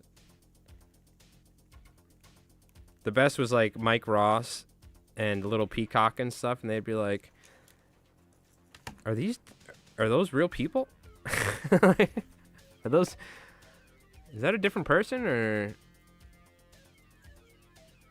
You guys don't know Mike Ross, but I used to on Friday nights, I used to tie flies and dress up like Mike Ross. You'll probably learn about Mike Ross because he defeated Little Peacock, so I think the U.S. are going to need Mike Ross and Li Flies Mike miniatures as custom heroes to battle Little Peacock, is what we determined, me and Rev. The reason American English dropped the U in color is because printers charge by the letter. Hell yeah, that's the most American thing I've heard in a while. Wait, you're telling me we can just get rid of the U and save like a couple $100, which was probably a ton of money back then, per like print or per print run? All right, do it. Meanwhile, the people back in England are like disgusted. My God, the savages. They're just removing the letters from words. Thank God. The U doesn't belong there. Okay? It's not right. It's the same thing with armor. Okay? A-R-M-O-R. None of this English nonsense with the U. How about you fuck off? Alright? No. I love the my British viewers, by the way. I love the bruvs. I wish I had a sick English accent, dude. Like British accent. God. That would just be... I literally do narrations of battle reports. Like, give me, like, Lucian... Is it Luton? I think it's Luton, right? Is his name? The guy who does the 40k lore? It's not Lucian, right? It's Luton. I wish I had a cool English accent, dude. You know? Yeah. The bastard in the Queen's English. Savages. They're removing U's from letters. From words.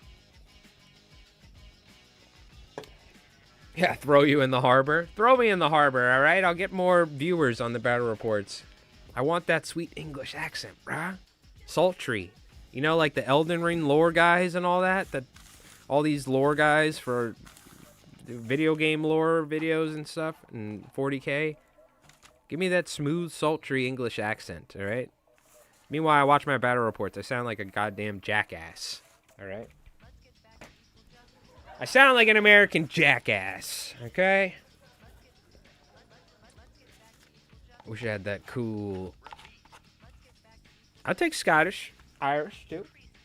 Even Australian. Give me a... Yeah, my... Actually, I'm not... Okay, I'm not going to piss off the Australian guys. Hold on. I was about to do a really shitty Australian accent.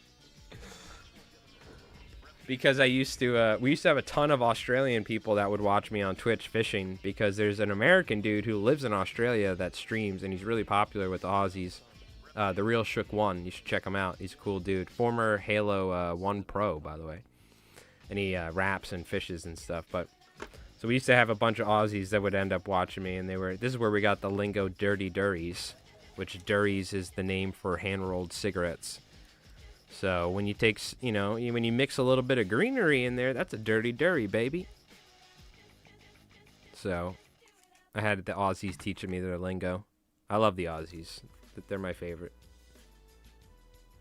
And the accents and stuff, I just love it.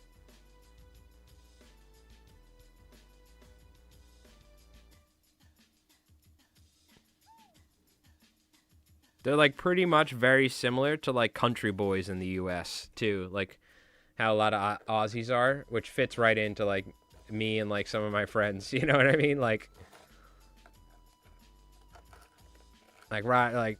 driving oots. We're driving trucks over here, you know? Probably smashing beers and doing all sorts of stuff. But you are a jackass. Very true. But I wish I was an English jackass. Alright? Because I would sound cooler. Alright? None of this American jackass stuff, alright? I'm not Johnny Knoxville. Okay? Alright, we gotta take a hook lounge break, folks. We're overtime. The union's about to come in and break my knees. What's the name? What are the name of the guys that used to go on, like, Union enforcers, they would call them back in the 70s. Wasn't there a nickname or something? I almost said Minutemen, but Minutemen were the literal militia back during the Revolutionary days. I feel like there was a name. Is it the Teamsters? Was that it? Was it Teamsters they called them? This is like, this is way before my time now. I feel like it was the Teamsters. They were like enforcers for... like the mob that for the unions in like the 70s, or am I just making all this up? I know we got some old farts in here. You guys tell me. I feel like that's the thing. We could just ask AI. Yeah, Teamsters. Yeah, Teamsters. There you go. I remember like watching movies from like the 70s and 80s, and there's like union enforcers, like, you know, that would go and beat up the dudes on strike or something. Connected to the mob.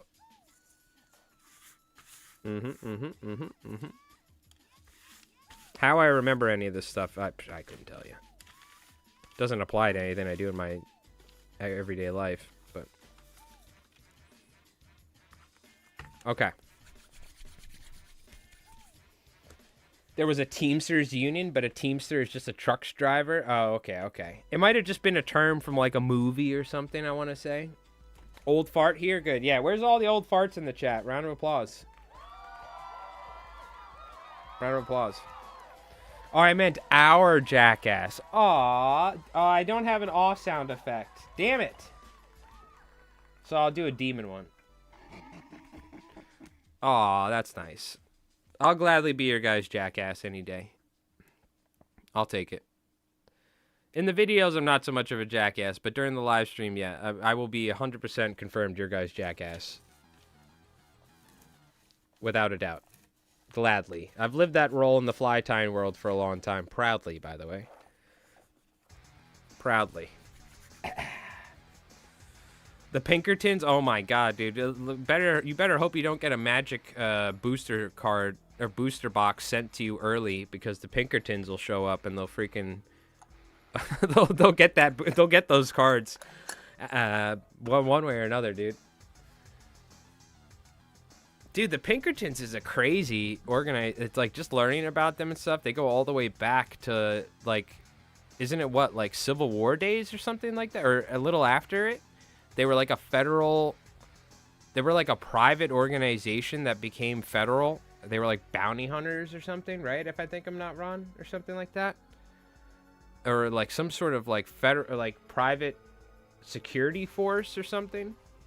It's crazy if you look into it. But all I know about the Pinkertons, the most recent thing, is that someone got a booster box of magic cards sent early by accident to their house. They opened it up and like posted a video or like photos online, and Wizards of the Coast, or Hasbro, I should say, sent the Pinkertons to this dude's house and got him to give everything back. Otherwise, probably under threat of lawsuit or something. Teamsters Union is truck drivers and such. They were very large, a mob-connected union, so the crime mobsters will often reference the Teamsters as a scary power group. That's what it is. Probably from movies, mob movies and stuff. The Pinkertons guarded Abraham Lincoln during the war and murdered striking workers. Yeah, it's some crazy history, dude. Wild stuff that I didn't even know about. Very interesting, dude. We have a wild history in the United States. It really does. Then again, I think every country does, but some wild stuff. All right, we're going to take a quick little break, all right? I'm going to make sure the Pinkertons aren't here and make sure I didn't get Teenage Mutant Ninja Turtle Collector Booster Box by accident. And we're going to finish applying grass tufts. We got to do all of these infantry dudes. Let's just take them out. And we're sitting pretty after that, folks. We got our Turnip28 armies ready to go, fully done, both armies. And yeah, we can we'll probably take a look at like the Warlord website tonight. Maybe we'll go back over the turnip rules and like figure out the army rules we want. But we got a little bit more hobbying to do, and we're getting some good work done. So we'll take a quick little break before the Teamsters show up, and we'll get back to it. We still got Command and Conquer for a little bit? Yes, sir. All right. Hopefully we don't get copy striked. We'll see. I'll be back, chat. Hookah Lounge break.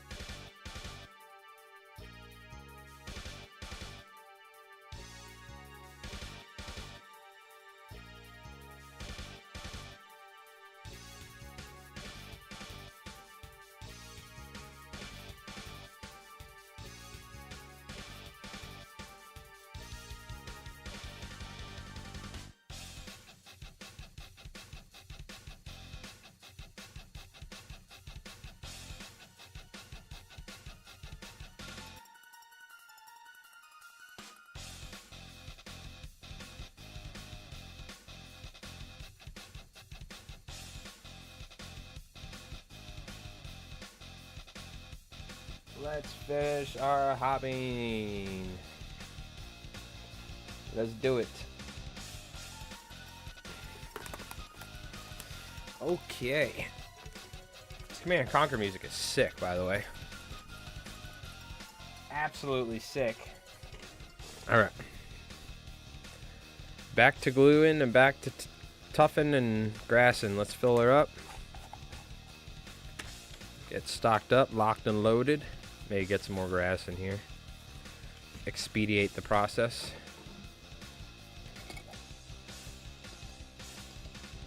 Just fucking dump it in there. Okay, whatever. We already made a freaking mess. The reason why I lay this down is to then fold it up and then dump everything back into the thing, obviously. Otherwise, this would just be unfathomable, the amount of this crap everywhere, you know what I mean? Okay. And after the stream tonight, what I need to do is get back to editing. I have 2 more turns to bang out for the next video. Tomorrow I'll try and do the narration and the voiceovers. I'll try and get that uploaded for at least Tuesday for the members, and it's coming out Wednesday. We're trying to do a conflict report every Wednesday. Hopefully we can keep it up. But I think worst case, I've done a solo game, so when Rev starts working again, worst case, I can always film an emergency solo game and go cinematic style conflict report. Oh god, I got it all over his boots. Oops. We still have actually a ton of stuff to do to these guys. I have to glue grass tufts to their backpacks. I have to do all sorts of stuff. I have to put the grass on their heads. We actually got a lot to do. Fuck.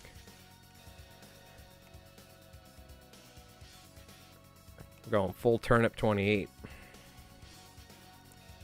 Do you guys got any games coming up soon? I know, Jenny, you said you have your Apocalypse game coming up. I think, Rev, we got to start planning this. We'll start talking about it in text.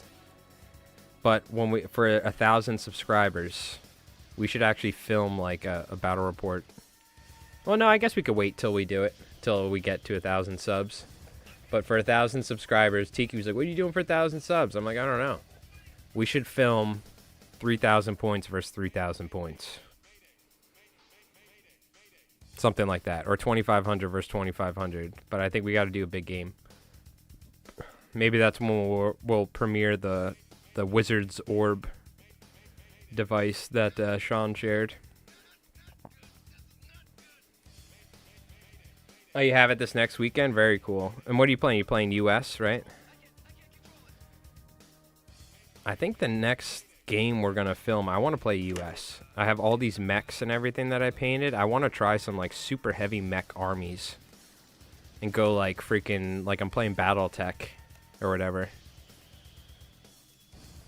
Just have like all freaking mechs and just some dudes. Some Paragons. Maybe a couple Fireflies or something.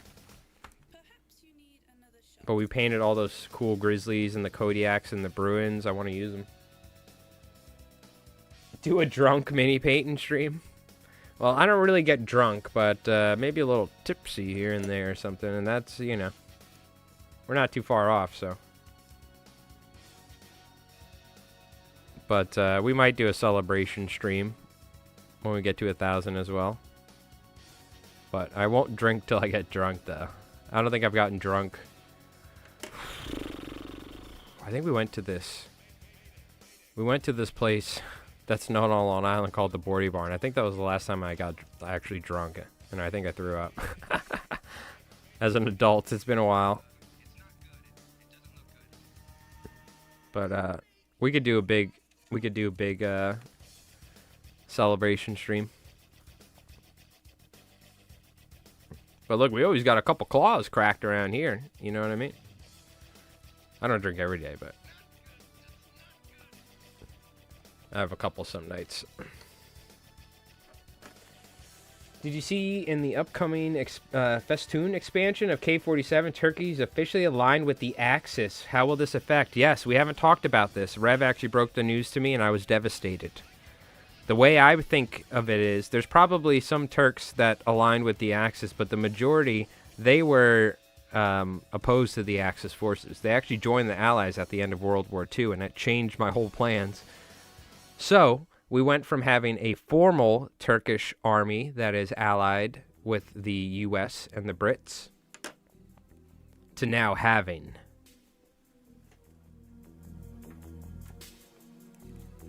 the Turkish resistance. So that's what we're doing.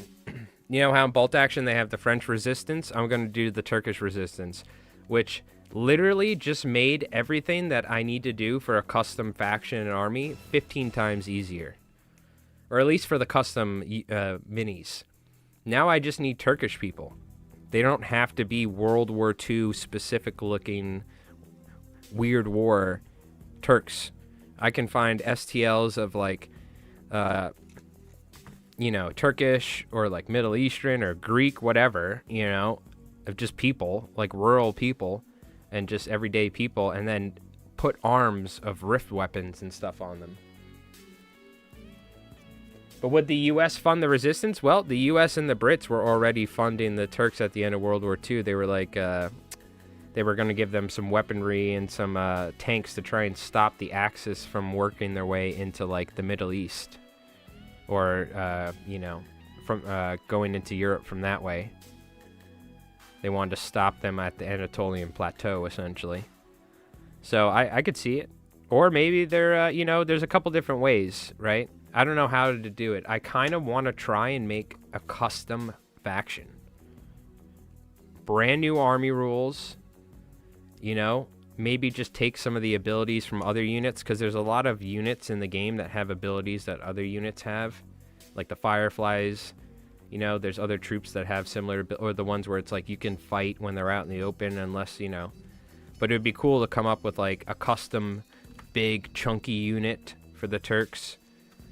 And then have like maybe some sort of cool rift weapon that we can come up with.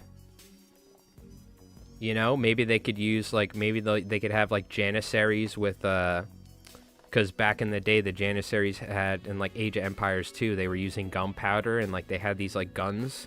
I forgot what they were called. They have the Jezzails, but they had these like siege guns they would shoot. I know I could have Soviet sympathizers. They got a bunch of Soviet tanks in World War II. You could barely call them tanks. The Soviets were probably happy to get rid of them and make money off of it. They were T-27s, where it was literally a tank hull with just a machine gun. That's literally all the tank was. And Turkey's like, we're never buying anything from the Russians again. These things suck, dude. But they did have those. Later on, they got Leopards and from the, Germans, and they got Challengers from the Brits later on. But the reason why Turkey didn't fight in World War II is there was a civil war raging for like 10, 15 years or something, and Ataturk was unifying the nation. So the Americans and Brits didn't want Turkey to get involved in World War II either, because the country was already destroyed from a civil war, so... But they were thinking at a last-ditch result, if we need the Turks to try and stop, you know, the Axis. Rift Jezzails. Exactly. I already have checked this out. So...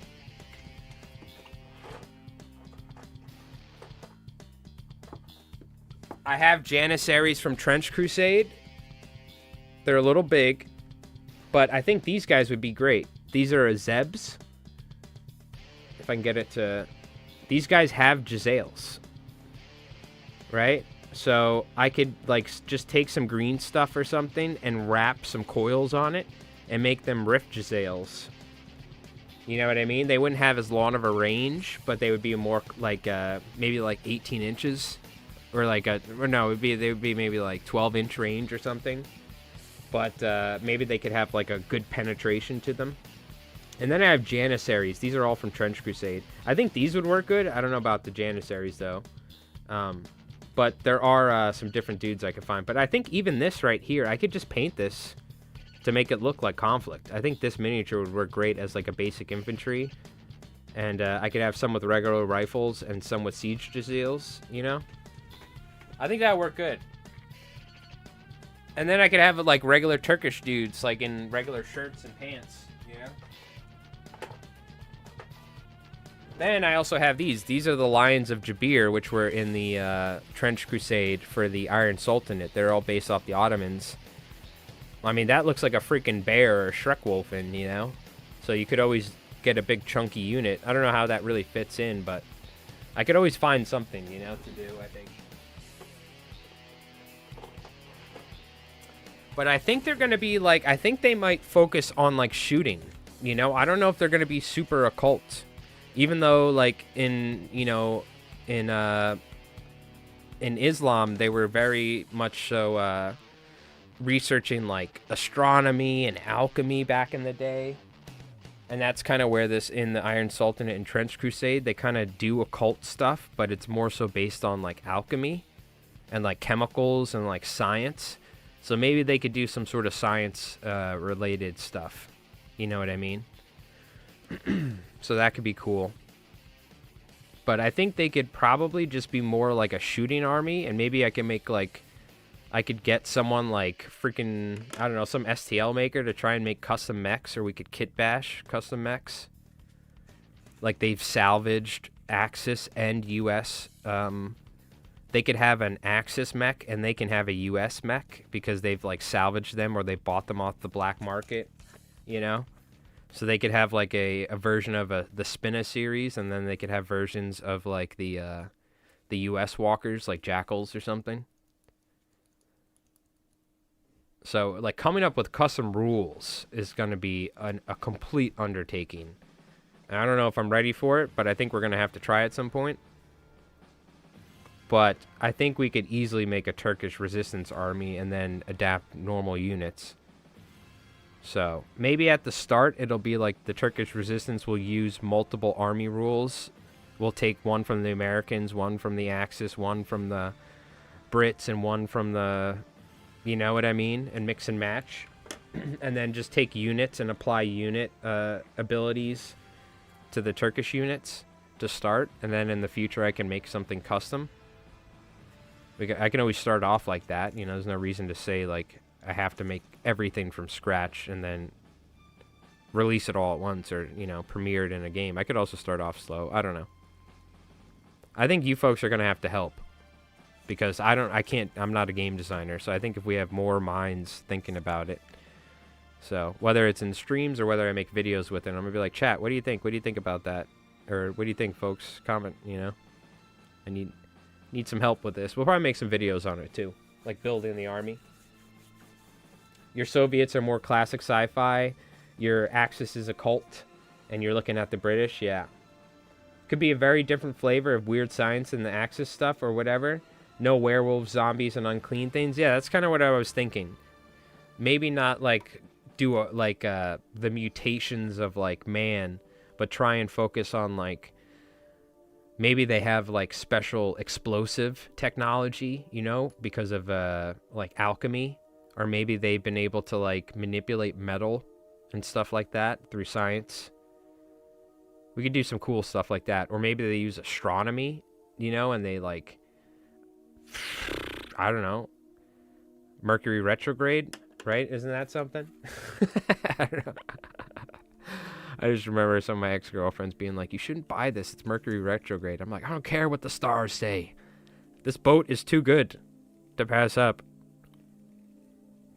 But yeah, they could do a strong... who knows? They could do something cool like that. I think you're right, though. I don't think I want to... Like that Lions of Jabir. I don't think I want to go with like zombies or like mutated monsters. You could have animals, though, right? Like, they could definitely have the dogs. And there's a Turkish breed of sheepdog that is just one of the... I mean, like, you do not want to mess with those dogs. And we stayed in southern Turkey, or somewhere on the coast of Turkey, near the Mediterranean. And I forgot the name of the place, though. And they had this breed of Turkish, like, guard dog. Oh, my God, dude. They were the most beautiful dogs, but they're huge. They're, like, made to fight wolves and shit. You know what I mean? And they were the coolest dogs. So I could have things like that. Maybe, like, giant dogs or something. There's different stuff, right? They too, very well known for horseback capabilities on the Anatolian Plateau, the Turkic people. So they could have some sort of like maybe horseback fighters or something. That's one thing there isn't. You know, there is cavalry in bolt action.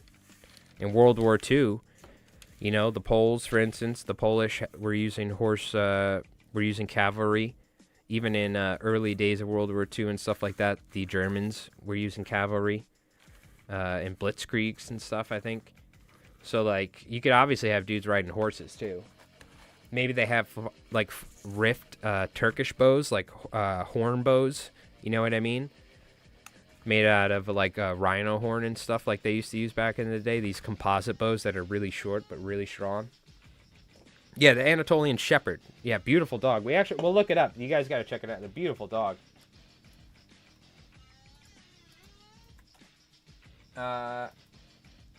Anatolian Shepherd. Yeah, look at this thing, dude. Beautiful dogs. Freaking massive, though. They are huge dogs. And what they do is they give them collars with spikes, like these super, super spiky collars. Look at the size of this dog, by the way.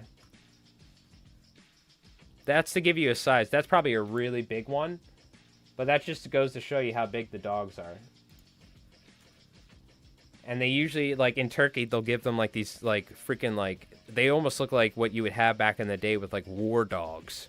To protect against like wild dogs and protect against predators and stuff. Beautiful dogs, though. I love them. They're the cutest dog. Like they could absolutely probably kill a man, no problem. But they were the sweetest dogs. Like I would sit out there and play with them and stuff like that. Beautiful, beautiful dogs. Though I will say, to own a breed like this, you need to like be very careful. Like these dogs require a lot of like exercise, just like owning a pit or owning any sort of high energy dog like a husky. Like, you can't own this dog and be in an apartment. You know what I mean? You need, like, a piece of property or something for a dog like that. They're bred to, like, not even live indoors. They leave them outdoors all year. You know what I mean? They got super thick fur and everything. Yeah, the Anatolian Shepherds. Beautiful dogs. Smuggling in Soviet Mark 1s. Yeah, or they could be making their own. To be fair, Soviet Mark 1 armor doesn't look like it's that hard to make. All right? It looks like Bogdan and Igor were drinking vodka one night, and they just they just welded a bunch of crap together. Nah, take the old tank parts and just, yeah. Vasily, come here, stand here, just don't move for a couple hours. Yeah, use them as the Brit dogs, for instance, like the monkeys, like Rev's using. That would be cool, right? So, for instance, I could just take units from existing conflict armies and just pick and choose what I think fits the flavor. I really think, though, I will need to make a custom, like, flagship unit. Infantry unit and, like, a armored unit, like a mech. They have to have something unique. I'm going to need to look back in Turkish history. My father's Turkish. He goes to Turkey almost every year, so I'm going to have him help me and try and think about what's like Turkish warriors or Turkish history that would like fit perfectly. I think the Janissaries really have to be the flagship unit, right? Janissaries are like one of the most well-known, like sort of the Ottoman troops and stuff of the time, and extremely experienced fighters. And they were like technologically advanced in some of the things they were using back then in their weaponry and like gunpowder and stuff. So I think that's probably going to be the unit. And I think one of the rift weapons will be obviously the siege Jezzails, right? And I think what they could have for like an anti-tank gun will be like a siege, a rift siege cannon, where it's like they used to break down siege walls back in the day. Because the Ottomans had like bombards they would use, kind of like what they talked about in Turnip, like big cannons they would use to like break down city walls and stuff. Could easily calculate points based off what they have. You mean like what existing units have, and you could try and figure out points-wise? Yeah. I think the hardest thing will be trying to figure out the custom army rules and how the weapons work and how they're different, right? So the easiest thing would be like, oh, well, let me just use what the Soviets have, for instance. By the way, let's just get a little close. We've been doing this for a while. We haven't gotten a look. For anyone that's been tuning in, hasn't seen, check them out. Looking good. But those, I love the green stuff masks, by the way. They came out great. The corrosive rules. Ooh. I don't even know what that is. Yeah, I guess I need to look at the rules as well and see what all the obscure rules are. And look at all the different rift weapon rules. Because I don't know all of them by heart. I really think it would be the thing where Krieg-style armored mutated horses to attack falcons. Oh, yeah, the attack falcons, which I have a used Bashir captain with the falcon on his wrist. Dudes juiced up on alchemy to be hero soldiers. Yeah, exactly, Hank. That's a great idea. I think having, like, the Kriegsmarine mutated horses sort of thing is a really good idea. Having, like, super strong-looking horses with, like, super muscular and, like, pipes running through them with chemicals. That's actually a really cool idea. Oh, the British rockets have it. Ah. Yeah, interesting. I'll make sure I have tons of rocket launchers, but we'll give them the bolt-action rocket launcher rule, which is so OP. The multi-launcher rocket system, because it's different than Konflikt, right? I'll give them the broken rocket launcher system. People are calling, hey, when you guys going to put out the Turkish resistance book? I want to shoot rockets. I never played with the bolt-action one, but I know that was like one of the meta things. Everyone was taking multi-launch rocket launch, or multi-rocket launch systems, and it was like the way the rules worked were like busted. So I'll just do that. I'll just copy that. I don't know how it works, but I know it's apparently they changed it for Konflikt, so. It's something with like HE templates. I'll be like, yeah, so this shoots 10 HE3 templates everywhere in a 30-inch template. Like, except the unit blows up. See, that's the thing. It'll be tough. Like, I want to make sure I make something that's cool, but not completely broken and also doesn't suck. That's where I think you guys are going to have to help me. We'll do, like, streams. We're like, all right, chat. How the hell does a siege Jazeel work? Let's start theory crafting. That's the beauty of content creation is, yeah, if I was doing this all by myself, it'd be way harder. But the beautiful thing is I have you folks that I can heavily rely on. That's what I do with YouTube, too. People are like, man, that was so cool, but this sucked, or this, that, or you should try this, you should do that. And I'm like, that's a genius idea. Thank God for YouTube chat and Twitch chat. So I think you folks will have to help me. We'll probably formulate it live, theory craft it.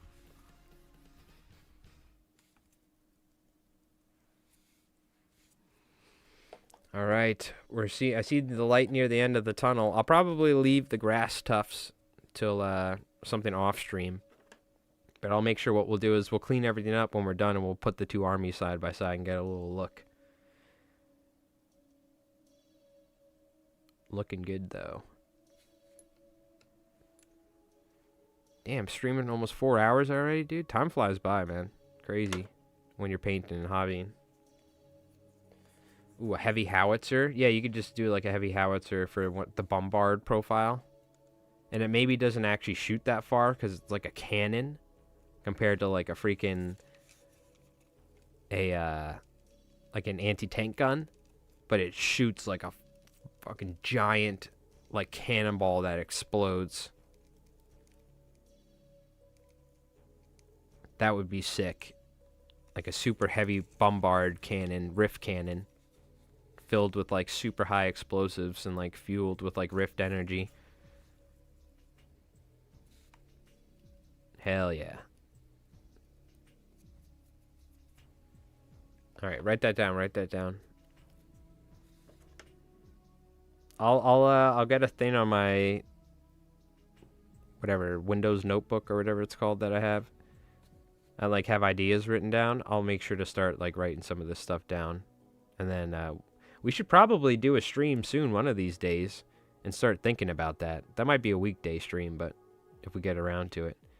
I've been looking for Turkish like militia and like Turkish World War I dudes with rifles. I found like military looking Turkish dudes. But we might really just get heads, and then we can get like resistance body kits and stuff we could use. I don't know. We'll see. Cannonball that shatters and spills out toxic acid. Okay, we got to write it down. I'll write it down. God damn it. Pull up the notepad, Jerry. This stuff's too good to let by.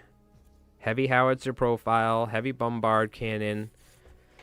Maybe there's a couple. Oh my god, dude. You could have different cannonballs. You have to pick what you're going to shoot for that turn. You could have different styles of cannonballs, dude. Hell yeah. Where the hell? Mike rolls dice. Here we go. New page.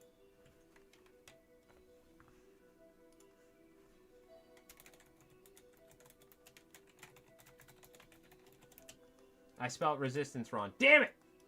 Okay. Rift weapon. Bombard. Heavy howitzer. I spelled that wrong too. Profile. Howitzer. Oh, I put the Z in the wrong spot. Okay, that's my bad. Heavy howitzer profile. Cannonball. I spelled that wrong too, whatever. I can't type and not look, but I'm doing that. And spills out acid. How do I, here. Corrosive rule. Damn it! See missiles. Thank God for autocorrect. I'm just typing fast and I'm not good at typing. No, isn't that two N's? Canon or canon? Yeah, you spell can. Oh, that's canon. Like it's talking about rules or like lore wise. And different. Also different types of cannonballs. Maybe some explosive, some with the acid, maybe some with like rift energy, like it could like create a little black hole and like whoosh, suck in the surrounding area. Hell yeah. Okay, now we're thinking with our noggin. All right. I like it. And we also have siege Giselles, which I should write down. Or Giselles. Okay. Cool.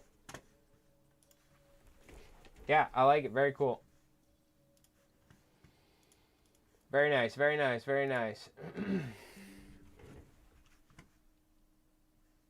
What? No. Get the hell out of here. Sorry, chat. Hold on. I'm just fixing something.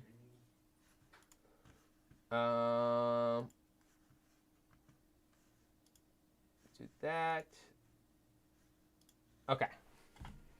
You could use the grav rules the Germans have for the black hole munition. Yeah. Perfect. Let me write that too. I don't know if we'll go with that, but I kind of think that's cool.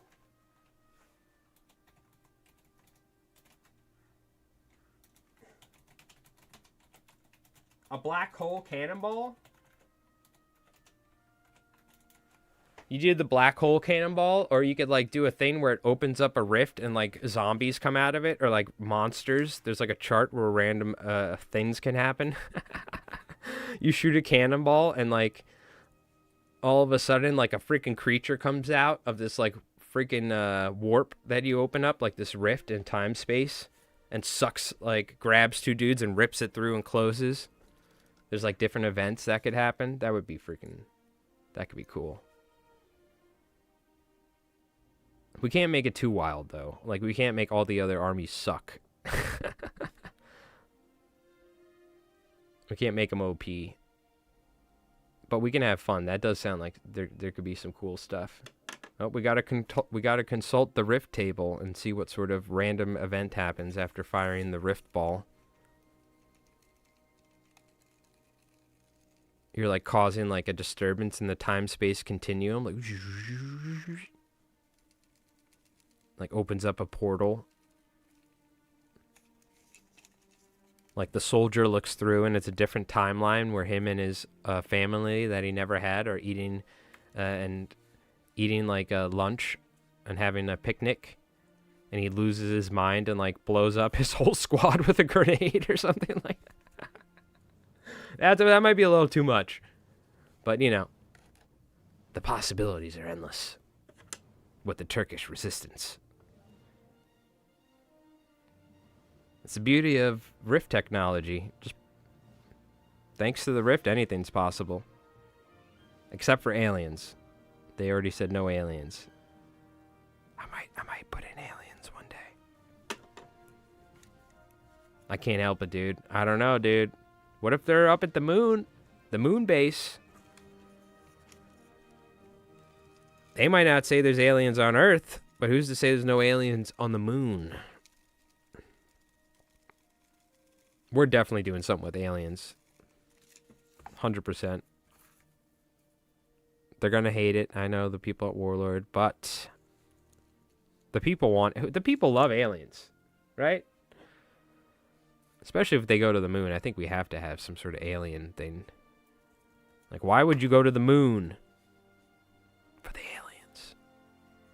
Of course.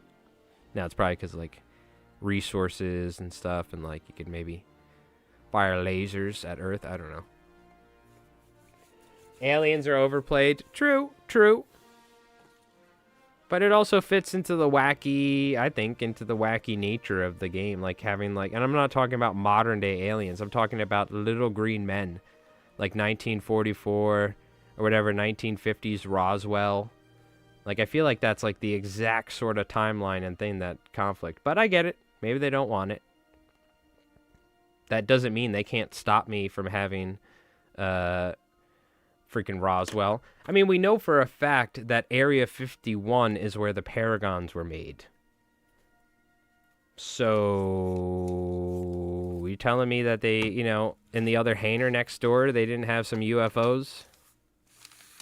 Whether they were Soviet ships or alien?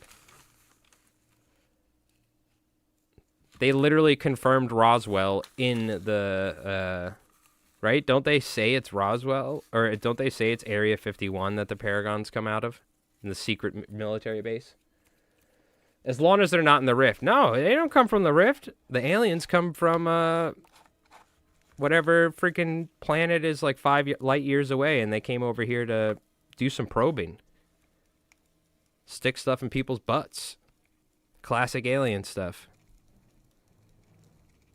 Like, if we're filming a game where the Japanese are fighting in Kansas and they're fighting in a cornfield, maybe we're on a 6-up, somebody's getting probed. Reptilian, I'm not big into the I'm not big into human reptilians and like underground reptilian lore. I'm much more into the alien stuff.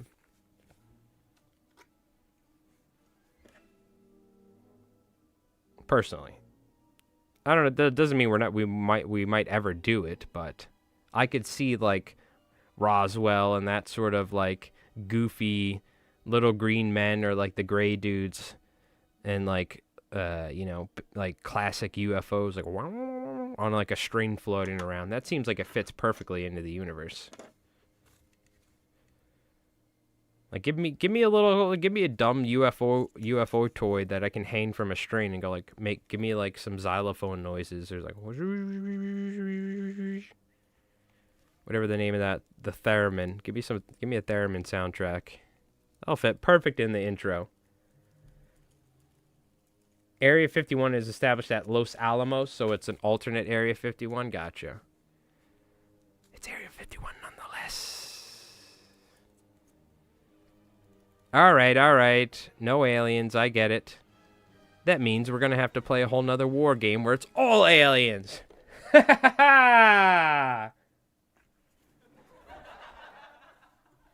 You'll get nothing but aliens, chat, and you'll like it. We'll play Attack from Mars, the tabletop game, where all you got to do is get to the record, the record player, by turn 6, and you win. Mm-hmm. All aliens. I'm not big on the lizard men theory. I mean, I don't believe in really any conspiracy theories or anything like that, but the lizard men theory is not very appealing to me. Like, it doesn't excite me. You know what I mean? Like, dude, we got to put lizard men in our battle report. It just doesn't get me. I know that's like a thing.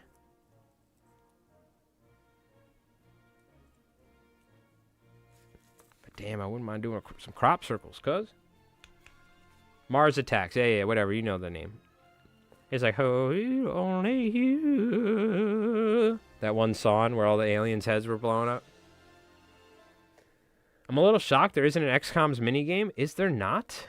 I almost... you know what? I think I've just seen community-made STLs for XCOM is probably what it is. But there's not an official XCOM's game, you're saying? I'm surprised Warhammer hasn't made a goddamn 40K tabletop game official. You know what I mean? Like, how have they not done that? Like, Bolt Action is literally going to do it first. That absolutely blows my mind for, like, billion-dollar company. Who gets to be Danny DeVito and who gets to be Tom Jones? Danny DeVito in that movie was an asshole, bro, okay? Tom Jones was cool, and the guy who sacrificed himself at the end to save them so Tom Jones could run away on the plane with the bartender chick or whatever. He wanted to, like, see his kids. Did he live at the end? I don't remember. I think he died. He got, like, jumped by, like, 100 aliens at the end as they were leaving. But Danny DeVito, that was one of the movies Danny DeVito sucked. He did a good job, though, as usual, playing like an asshole. But, I mean, his character. He was like Matilda's dad. Not as crazy as that. Matilda's dad, he really nailed it for being an asshole. Crop circle terrain would be really cool if you have, like, 3 or 4 videos where they just pop up before the actual alien game. Randomly, yep. Yeah, and just throw them back in the background. See if anyone notices. From the World War aspect, if anything, add demons. Yeah. I don't know. Because the bad people with the waffle people were, like, super into all that sort of stuff. And, there was even, like experimental aircraft and stuff that they were like, looks like UFOs. But I guess they were also into occult stuff. But I don't know. I feel like, I don't know. I guess they're both equally, like, separated from World War II. Is, like, aliens and demons, right? I guess the occult stuff kind of fits a little bit more because of, like, what they were into. But, yeah, I don't know. I like the idea.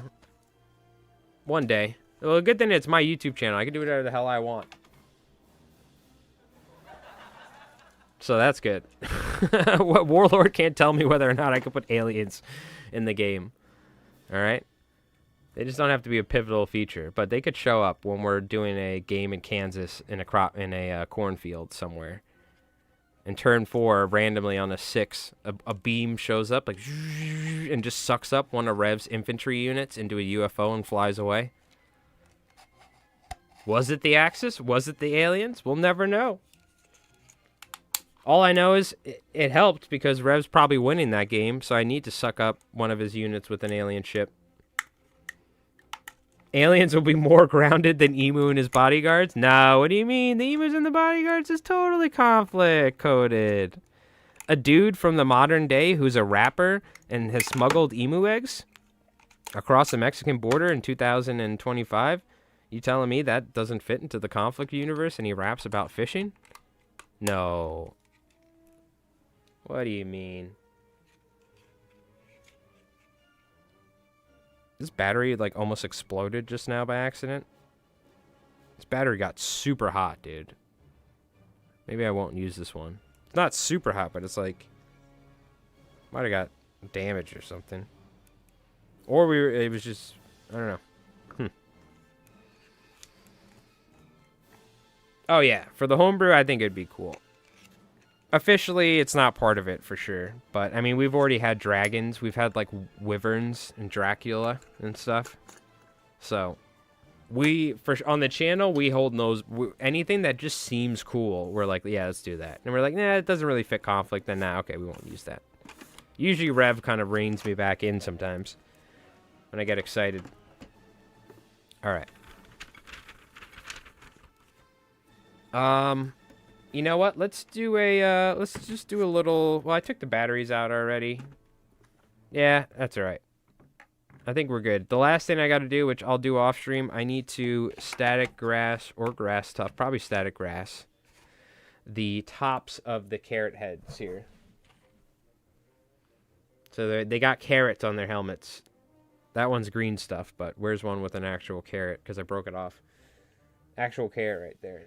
It's not a carrot, but it's like some fancy thing that they wore on their heads in the French military. But it's carrots, damn it. So I'm thinking glue, static grass. Easy. And then they have carrot grass heads. So that's that. But look at this, chat. Let me clean. I guess you know what? Maybe I'll do that tonight off stream or something. I should leave this set up if I'm going to do that, right? But we got to take a look at the army, so let's take a look here. From the Carrot Kingdom of Carrotania, I present to you the Turnip28. Oh, damn it. Well, I'll do that one off stream. There was one hiding in here, god damn it. The Carrot Kingdom. And the Carrot Warriors. Sir Carrington III. Check them out. I like the color scheme that I picked. Isn't there purple carrots too? Am I tripping? Is that just purple potatoes? I picked the purple for the horses because I felt like... I don't know why. I felt like the purple worked good with the orange, really. But I was like, is there purple carrots? I've grown purple potatoes. I've also grown carrots, and I swear to God, I think I've grown purple carrots before. But I can't tell. I can't tell if I'm tripping or not. But yeah, there we go. That's the carrot boys, looking good. We got our horsies, our horse riders, 2 squads of 3 for turnip. Yeah, there's purple and white carrots. Yeah, I thought so. I've literally like bought seeds and grown purple carrots before back in the day. I remember. Okay, I'm not crazy. And then we also have... This is some warlord stuff, and then we got some animals. Don't worry about those. But we got our 3 leaders. We have our 2 toffs here, snobs, which I need to add the white to the mushrooms. And then we have our leader here, Todd, the frogman. And then we got our bases. The bases came out really good. Mushroom Pradas! Assemble! Hell yeah. And what did you call them? The Rudy... The Rudy Pipers? And the Rudy Pipers skirmishers as well. These guys came out pretty cool, though. I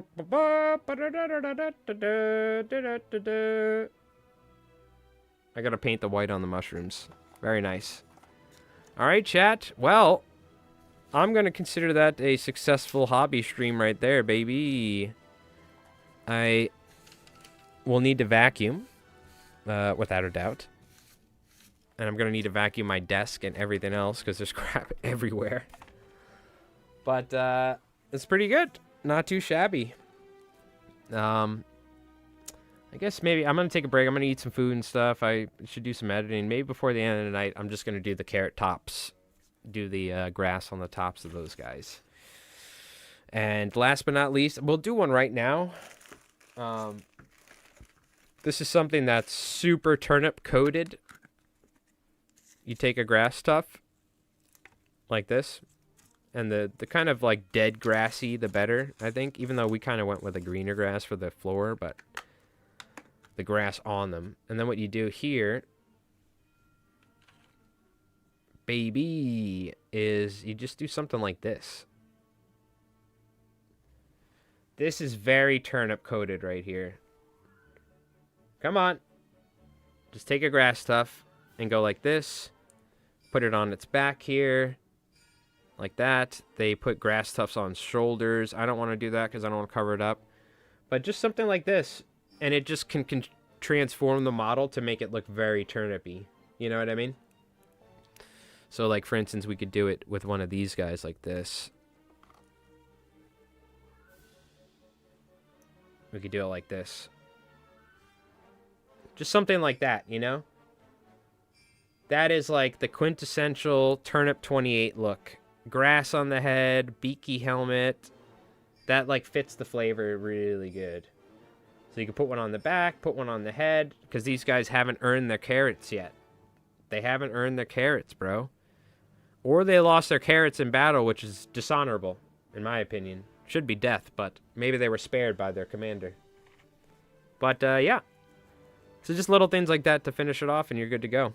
So, there we go. Turnip28. We got 2 armies in the bag. I haven't figured out. I think maybe we'll try and make these guys the herd. We might need to ditch 1 unit and add a herd unit in. I think that's how that works. Or we could play them as some of the more basic cults. And then here we got our mushroom boys, which I know these could be the herd. Or they could be Todd's Folly, which switches up the winners and losers and stuff. So anyways, we got Turnip28 planned. That being said, we're going to be recording Konflikt in a couple of days. I'm editing a Konflikt game, so we still have a ton of Konflikt. That's just a river of Konflikt battle reports coming out on the channel every week, hopefully, or close enough. And, yeah, appreciate you folks for hanging out, chat. Thank you so much for spending some time with us. Anyone that made it through the whole stream, you are an absolute legend. And thank you so much, whether you're lurking or chatting. I appreciate it. The schedule is going to be Saturday nights, live Konflikt47 with chat, where I will be versing you in Konflikt47. You guys will, I'll pick on chat. You guys will vote on which units to activate and stuff like that. We'll also play other games, and Sunday will be our hobby streams. So will be the days that we work on projects and stuff. So green hand, green hand. There you go. Well, thank you so much for hanging out, chat. I hope you folks have a awesome week. And we'll see you probably on Wednesday. I don't know if we'll be streaming, but you'll have the new battle report out. And we'll see you on Saturday and Sunday next week. Saturday will be another battle report day, so make sure to tune in. Those are going to be fun, so I'm very excited for those. Start thinking of any ideas, too, for that. I'm going to start thinking of ideas on how we can improve it, but if you guys have any ideas, I'm more than welcome to take any, take it all into consideration, so. But, all right, chat. Well, thank you so much for hanging out. You folks have an awesome week, and new battle report Wednesday. We'll see you next weekend, all right? So, till next time, you take it easy, chat. We'll see you.